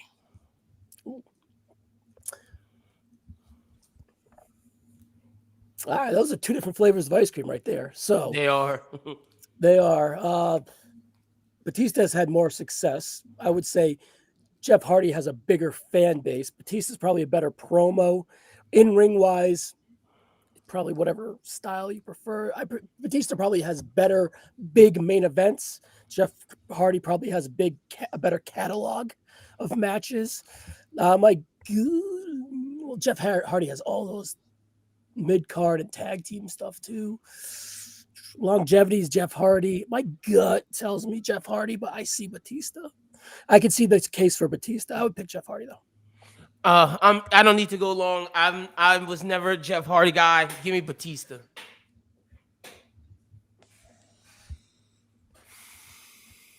It's hard, but it's close. It It's is close. because it's two different angles. You're looking at it. I understand why you Yeah. say it's close. 100%. It definitely Yeah. is. In ring, I'd go Jeff. Character work, I'd go Batista. Yeah. Storytelling, Promo, Batista. you gotta go Batista. I'd go too. Batista. I might have to roll with Batista, bro. But I see that Jeff Hardy's catalog is deep. Yeah, deep. And it's I would say like all time, I'm taking Jeff. Yeah, you don't have to explain why. It's just who you think is the better talent between the two. Yeah, So. I'm gonna just go Jeff. I'm gonna go Batista. I'm gonna go Batista. All right. Next one, Gunther or Sheamus? Gunther. Oh shit! This one hurts my soul. Gunther, he was never stale. Sheamus is having a resurgence now, and we pretend like we love him, right? But we do love him, but we pretend like he wasn't just there for 6 or 7 Sheamus is years. starting to get some revisionist history. I ain't Yeah. gonna lie. It's Gunther. It's Gunther, and in my opinion, it's not even close. And I like Sheamus too, but I think Gunther is up there. So you're probably asking the wrong guy there. Gunther. Malik said I don't have to explain myself. I'm going Sheamus. I kind of want you to explain yourself. Now. No, I don't have to. I'm going Sheamus. That hurt my Gunther. heart. Yeah. Gunther for sure. Okay. Rey Mysterio or Cody Rhodes? Cody. Cody Rhodes. I Cody, hate that shit. I hate that better overall package. shit.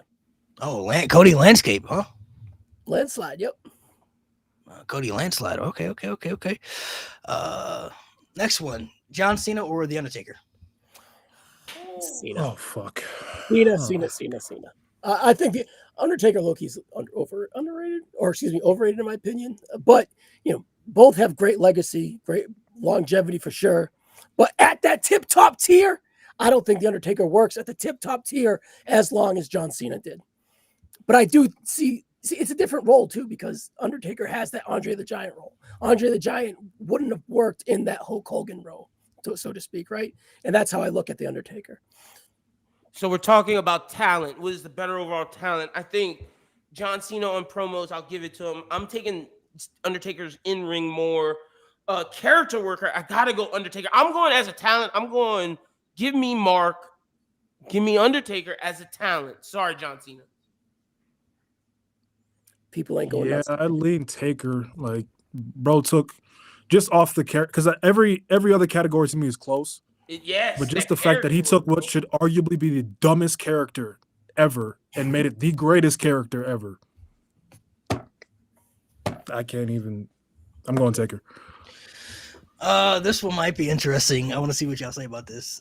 Logan Paul or Jey Uso? Oh, you just want to be mean. I already got my answer. Jey Uso. Yeah, give me Jey Uso, man. I can't go with Logan, bro. Logan's only had Jey Uso. 25 matches, if that. I'm just saying. I don't know. I mean, Jey Uso, he has some good matches though. So I'm just saying. Logan this Paul's is good. storytelling is non-existent. Yeah, he only got one flavor. I'm a bad guy on social media. That's it. Jay gave me some great tag work. Shout out to Jay. Christian or Dolph Ziggler? Ooh, this goes. I wish Jade Jay was should have here. been here for Yeah, this one, that reminded me of last week, bro. So this is out of left field, right? Ooh. This is tough, bro. This is tough. Because Ziggs is that guy. Christian, because we've seen more variety, I guess. But Ziggler, I like Ziggler, man. Ziggler's good. That's a hard one. But I'm going to go Christian. So this is about talent. And, okay, so people always say Ziggler has the talent if he gets the main event spot. I just saw Ziggler have the TNA spot, and his TNA spot was not as good as Christian. I'm going Christian, man. I'm going Christian on talent. Yeah, Christian. I think he's the most underrated of all time. So. I'm going Christian. Yeah, I don't think his WWE stuff illuminated what he could be. But TNA showed exactly who Christian could be a great heel, bro. Like 100%. Like I said, you guys don't have to elaborate on this. You could just your answer. Elaborating the fun part a little bit. Yeah, so your answer is your answer. Yeah. Let's dive into some of the women. Alexa Bliss or Liv Morgan? Oh, okay. Oof. I know my answer right away. All right, I would marry Liv Morgan. I was kidding. All right, I thought we played that game. I was like, chill. All right, I got Wrong game. wrong game. My game. I won't go crazy there. All right, Alexa. They're kind of the same. Alexa, I guess, longevity, but I like Liv too. I'm going Liv Morgan. I think the only thing Liv has above her is in ring. But Alexa's kind of. That's fair. I don't. Prime Alexa on the microphone. 2016, 17, Alexa. Liv's never. Liv's pretty good though, so we'll see. I'm going Alexa. Liv's getting better. Liv's gotten better. The way I broke it down, Liv, I prefer in ring. Alexa's a better character worker, and I think promo, I prefer the way that Liv Morgan does her daddy Dom. Like when she get into a bad girl, I'ma talk like I like it, baby. Give me Liv. Give me Liv. I think what he do with Liv if we're playing that game. Yo. I'm taking Liv on both, brother. Yo. So who's your answer, Mo? Oh, Alexa. Okay. Chelsea Green or Roxanne Perez? Oh. Again, that's two different. That's Two flavors, different wavelengths. Yeah. I'm gonna go Roxanne because I think she's a little better, but I adore Chelsea. I think she's awesome.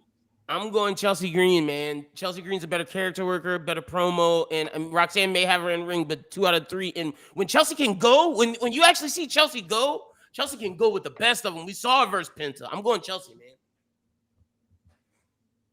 But in fairness, I think Roxanne would have a good match against Penta. No, for sure. No, 100%. I was just defending Chelsea's in ring with. I know.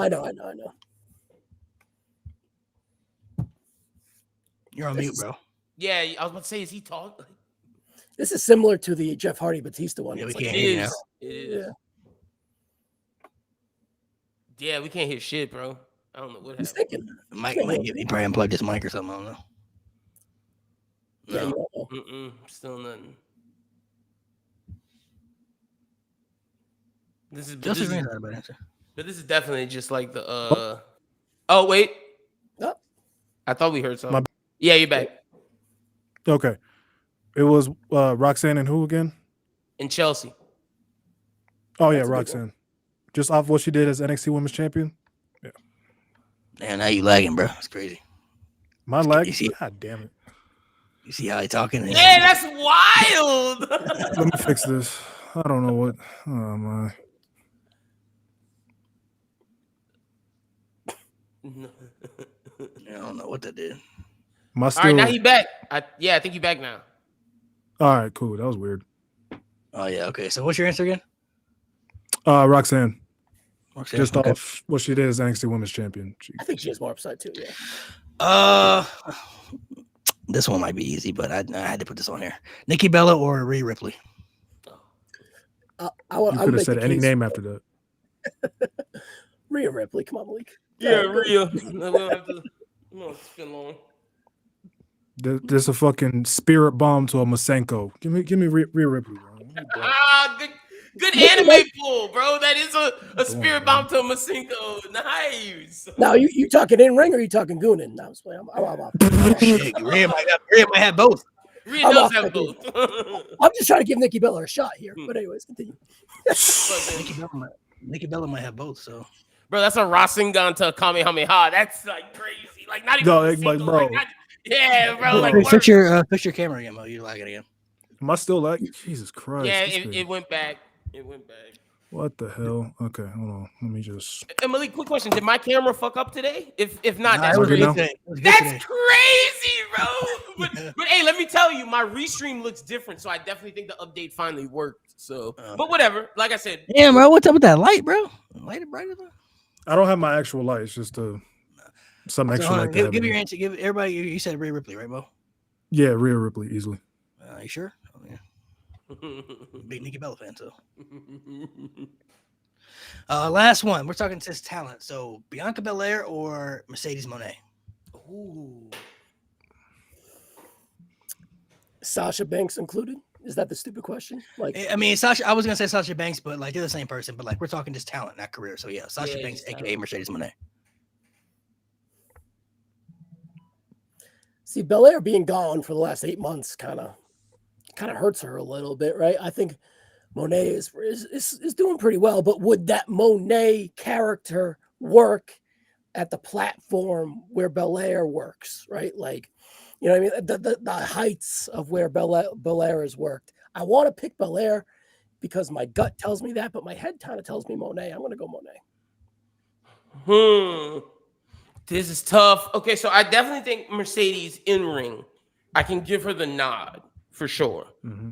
But when it comes to like on the mic, I prefer Bianca because like Mercedes in AEW showing me her talking is character work is interesting. I think that's where it comes down to nod. I'm going with the EST, man. I'm going with the EST. Give me Bianca.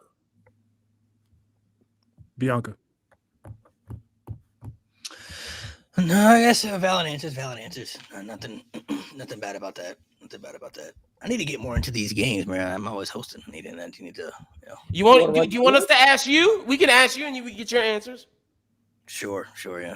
All right. So who'd you start with? Was it Jeff Hardy, Batista? Yeah, Jeff Hardy. So, You can switch it up if you want. I mean, I'll do the ones I remember. Okay, Malik, Jeff Hardy, Batista.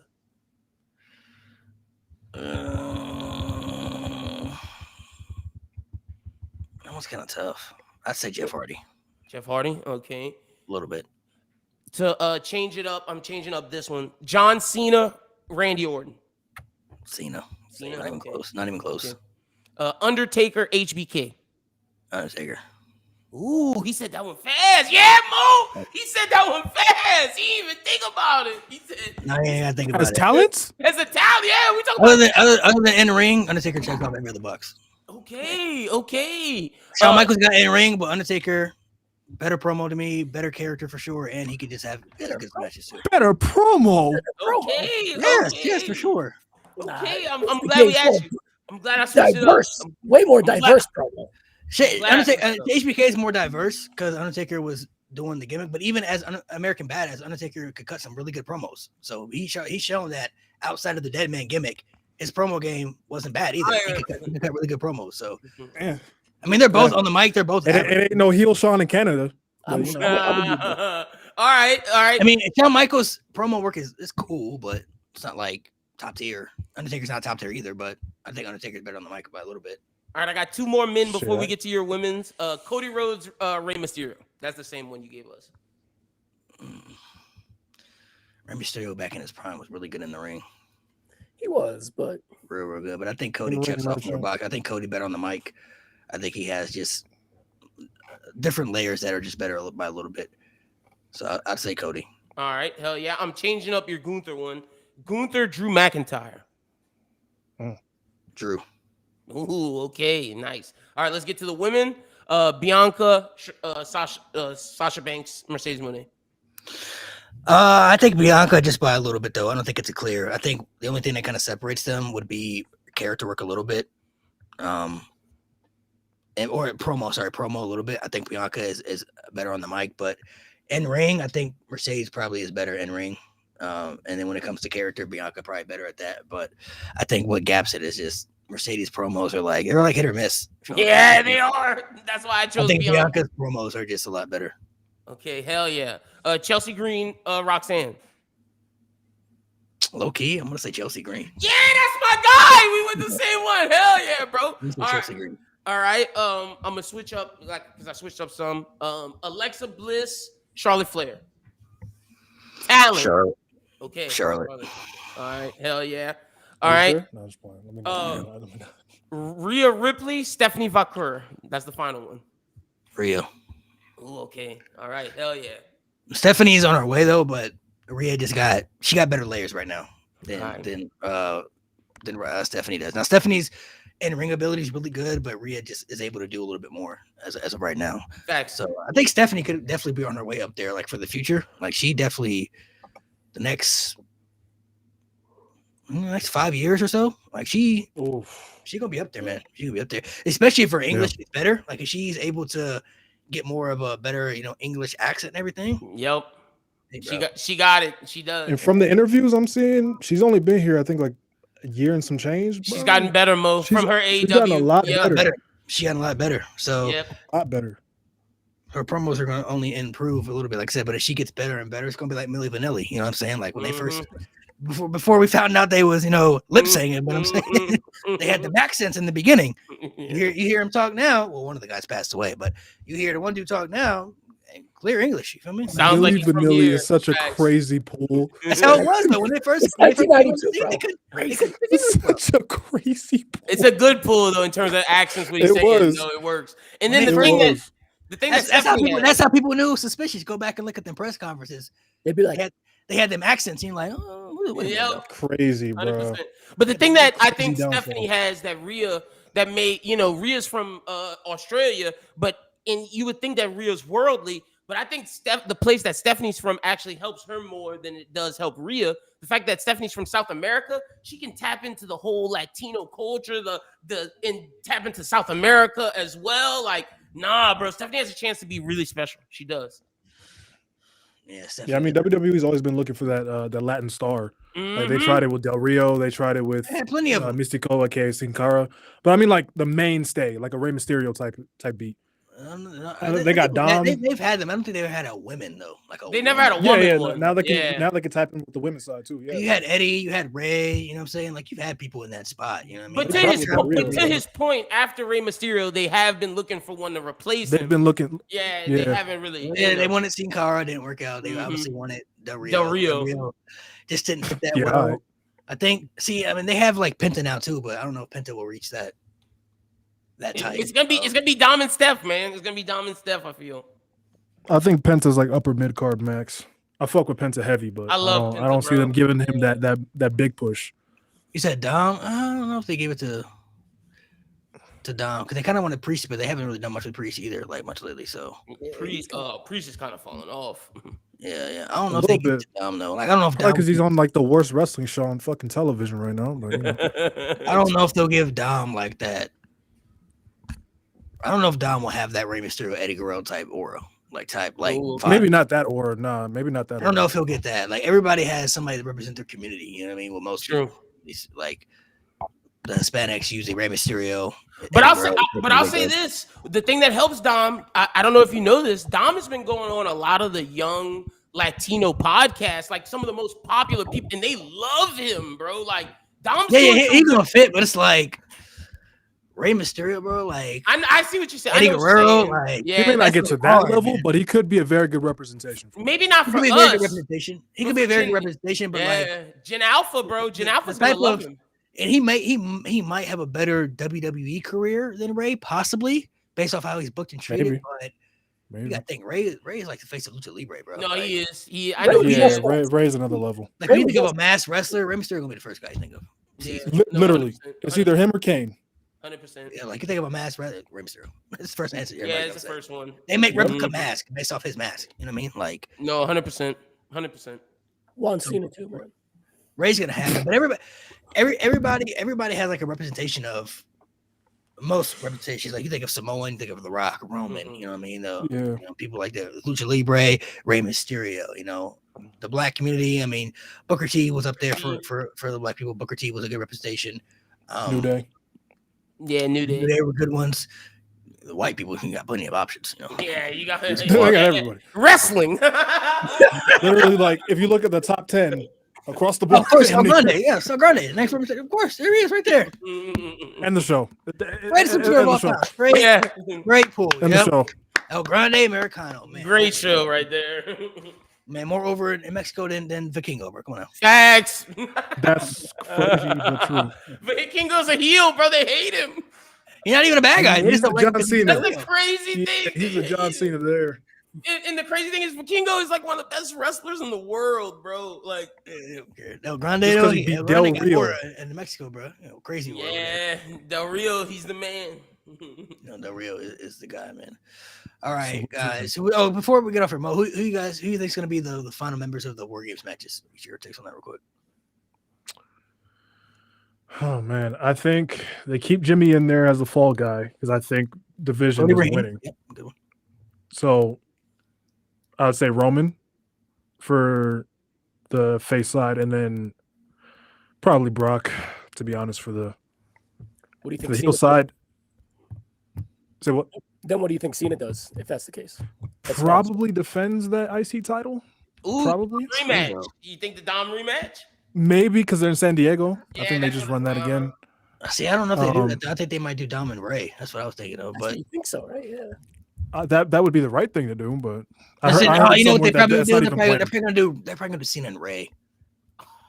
That'd be worse. I'm And not have- mad and at have- that. Think about it, 'cause Cena and Ray's in San Diego, and they kind of been having them interactions too, bro. I can see You that. drop it? Does he drop the IC to Ray and then you Yeah, do triple Ray versus threat? Dom? A triple Ooh, threat? I'd be cool with the triple threat. I'd be cool with the the triple threat too. Outside the box in a way. See, I don't know if Roman's gonna be in there. I feel like Cena would just be there because we know he's gonna be there Monday, Yeah. and I feel Yeah. like Cena would just be like, "We need somebody to help us, man. We need somebody we can trust." John Cena. Like, I just have to be like that's who. I can see that. Roman That's was his last Raw, "Be up bro. Till Christmas. It's gonna be Yeah, his I last. don't think ever Roman Raw. might not be back till next year, bro. Roman said he's not trying to see the twins until Christmas. Ryan's right. Until the holidays, yeah. Yeah, he said I don't see y'all ass till Christmas, bro. But nah, y'all, That was bro, the best Oh, line of fucking- 2025. it's fucking crazy that this is gonna be John Cena's last ever Monday Night Raw. Nuts. Like, It was electric on Monday being there live. It was crazy. oh man, He'll probably have a match on Monday against somebody, his last Raw match. Mhm. Which I don't know. Honestly, this just to make people happy. This is to give him the Miz. Just put the Miz in there. Why not? Anybody begging for that? Salute to you. Honestly, I think it might be Theory. And make Comes redo. back. That would be hilarious. That'd be hilarious. I think it might be Theory. And hey, if it's Theory, that's how you get John Cena into the Survivor Series, bro. Into War Games. But Theory is the last man. Instead of Yo, who y'all Brock. think Solo's opponent is? Bro. I want to say Oba, but they just brought him back to NXT. Joe Hendry, bro. You know who it is. Save money, Joe Henry. I kind of want Ziggler. WWE, bro. He just Solo and Joe Hendry. I honestly don't know, man. signed. I wanted it to be Oba, but you're right. Oba is back to fight Ricky. Oba's not Well, coming actually- up. I watched Pierce's video today. At the end, he was like, no one has guessed it yet. I've seen a lot of people speculate, but no one has guessed it. Maybe So- Jericho. It would be outside the box. Jericho. You're right. That's why he went on that press tour of TNA looked like the second biggest company. He'd be doing those. He'd be The doing moment those Jericho after- left- Yeah, why did you say AEW? that, bro? Like, Because you know why? nobody's thought of Jericho. So I mean, I could see Jericho being in there. Man, you know why Jericho said that shit, bro. He left AEW. he's coming right back home. He coming home. Fuck AEW. Jeff Hardy. I don't know about Jeff Hardy. Bro, keep Jeff Hardy's ass in TNA. I don't think it's gonna be Joe Henry. I think it's the safe money because he's got that shit cooking at NXT with Thea. Joe Hendry is the safe money, but I think I believe Malik. Nobody's guessed it. I'm trying to think of people from Yeah. the past. A lot of people from back then are kind of gone already. I believe Malik. I think it's Jericho, bro. Jericho. I think it's Jericho. I don't know Bull Buchanan. what's his son's name? B square is crazy. His son is Brooks Jensen. Brooke Jensen. Yeah. Let's do it. Let's do it. I like B Brooks squared is crazy, bro. B Square, man. That's who it is. B Square, baby. Jensen. Maybe like this. man. Danny Basham. Danny Basham. Bro, go get my guy, bro. He's a Oh, you know who's gonna be now. perfect Tonga, person. bro. One of the very few people to beat Cena for a title. Orlando Jordan. Come on now. Oh nah. Alex Riley, what's up? Bro, Yo. right. David Otunga could do it, bro. He's right there. David Trick Otunga would be cool. crazy. Trick would be cool. Hear that? He come back with the theme though. Yeah, low key. Yo, hey, Low key. Hey, real shit. What if Wade Barrett's just on commentary and then all of a sudden his music hits? He's like, "What the fuck?" And then he just No, takes see, over. I'm afraid I've got some bad news. You might say this. Bad it's news Jesus. bears, baby. Not Jesus, Jesus, the man who stabbed him in the nightclub. Crazy. That's crazy. Hey, I think I called back to 2004, bro. this might be showing my age, but I don't care. You think they do the short entrance ramp at MSG tomorrow? That'd be sweet because you know they want to pack everyone. in. Ooh, I love that little stage, Hey, like OG. Rumble 08 type thing. Yeah, Yeah. actually, I think they, Why did they stop doing that? when they revamped it. I think they got rid of it. Maybe it could be, it could be like an RVD Uh, too. RVD got like a legend contract. RVD would be cool because Mm. That would be fire. that match was in New York. You know, even though it was Manhattan Ballroom, that shit was still Yeah. It's a Madison Square Garden, right? tomorrow's Yep. Madison. Oh, Yeah, yeah. it's in It's a MSG. big show. It's confirmed. Yeah, let's Big run show. it. Seen the first WrestleMania opponent? Go ahead. What is Big big Show. Oh, get out of here. That would not be His Yeah, first yeah, ever yeah. opponent. Big Did Show. he walk? Big Show. Let alone wrestle? Lord Bro. Tensai is nasty. Bro, bring in Big Show for the WMD, bro. The Weapons of Mass Destruction punch, baby. Kevin Federline. Solo versus Lord Tensai, bro. It's gonna be Kevin Federline. bro. Oh, bro, K-Fan. hell no. Bring him in. Oh, Bring He him doesn't. back. He seen it. Need that win back, bro. He need that win back. Yo, Cena's leg was in the air forever when K-Fed picked him. That shit was. He's probably laying there like, I cannot believe I am. Brandon, I'm with you. I want Wade Barrett to Listen, come on I the ain't gonna commentary. lie. Listen, we come up here and we talked about Roman's lows Cena got some crazy lows. I ain't gonna lie to you, bro. He does. Like, losing to Are K-Fed, they, are they Roman bad though? bro. He K-Fed's lost bad, to Kevin. bro. He lost to Kevin Federline when he was But the dog WWE food. champion. He was the WWE champion. Hey, I- Umaga helped him. I think Umaga I don't think helped I him, just to don't be think fair. Mo Bro. realizes how crazy Kevin Federline, bro. Kevin He lost Federline, to No, is Kevin- like, that shit was ass. That shit was Federline. ass. Don't get me wrong. he's a D-list celebrity now. What Bro. makes Like, it? Kevin- What makes it? D, What makes it? Z list. What makes it Yeah, even you're right. worse? You're right. Sure, Roman had the dog food dumped on him. Look at the year Cena had in 07 after that. He gonna run through everybody else, but he can't beat Kevin Federline. Hey, But he's Deion the Jenkins, I'm He's the with champion. you. If that match was a title match, he'd be the WWE champion. Bringing James James Gunn. Gunn, bro. Oh, no. Yeah, bringing James Gunn, bro. Let's do Peacemaker. I'm with it. Let James Gunn John be Cena the lost. Yo. To people. He lost to People Power in the main event. That is bad. People That is power. bad. People power. He lost the match to People Power. Roman had some bads. I'm saying he had the dog food. He had some lows. Didn't Roman lose to Shane? What about that guy who's on the? Well, okay, who you rather lose to, Shane McMahon or John Laurinaitis? Hey, at least John Laurinaitis used to be a wrestler. Nah, Shane get- McMahon has a wrestler don't too. do that. Don't do that to Shane, bro. Shane, bro. Shane gave up his body for the business, bro. How many John Laurinaitis? How many Johnny Ace matches you gonna name back in the day? Yo, the Zero. dynamic dude- No, The no, dynamic no, dude- We talking about John no, Laurinaitis, Logistics. bro. You know what his gimmick was back in the 80s, 90s? Skateboard gimmick. with Shane Douglas, they were the I dynamic. got nothing dude. for that. The dynamic dudes, bro. That's what they were.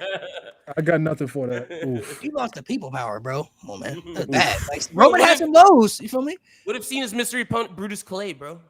Brutus Clay, Oh, bro. Bring it Jesus back. Bro, this Clay is nasty work, bro. You saying nasty work names, Brutus Clay. might be up Tyrus there. is one of the worst world Tyrus. champions ever. My guess though, I'm gonna say RVD. I'm gonna say with RVD. Ooh, okay, all right. Hell That's yeah. fire. That'd be fire. Like I'm a with real you. I'm surprise. going with Jericho. That's my official guess. That would be a real surprise because of the contract. Him and Edge would be like unrealistic. I don't think Jericho. I don't think Jericho's Jericho. not signed. Yeah, he's not under contract with AEW anymore. Then Jericho would be sweet. Yeah, that's why. I See, think- I don't want to say Jericho. 'Cause I think they might want to save him for the Saudi Rumble, so I could see him being that surprise. But Mm. I could see Jericho. You know being what's crazy? The last time Jericho showed up on WWE TV was the Greatest Royal Rumble in Saudi Arabia. Saudi Arabia, yeah. Good call. Good call. King of Saudi. All right, you guys, we stayed a little bit longer, so Yeah. we're gonna go ahead and sign off. Make sure you tune in. We're gonna be live next Saturday. From now on, we are doing recap shows after the show, so it's gonna be a late show, but we'll be here right after Survivor Series talking about the show, giving our thoughts and everything. So make sure you guys stay on the tune for that. Ryan, thanks for coming through as always, man. Appreciate you taking the time for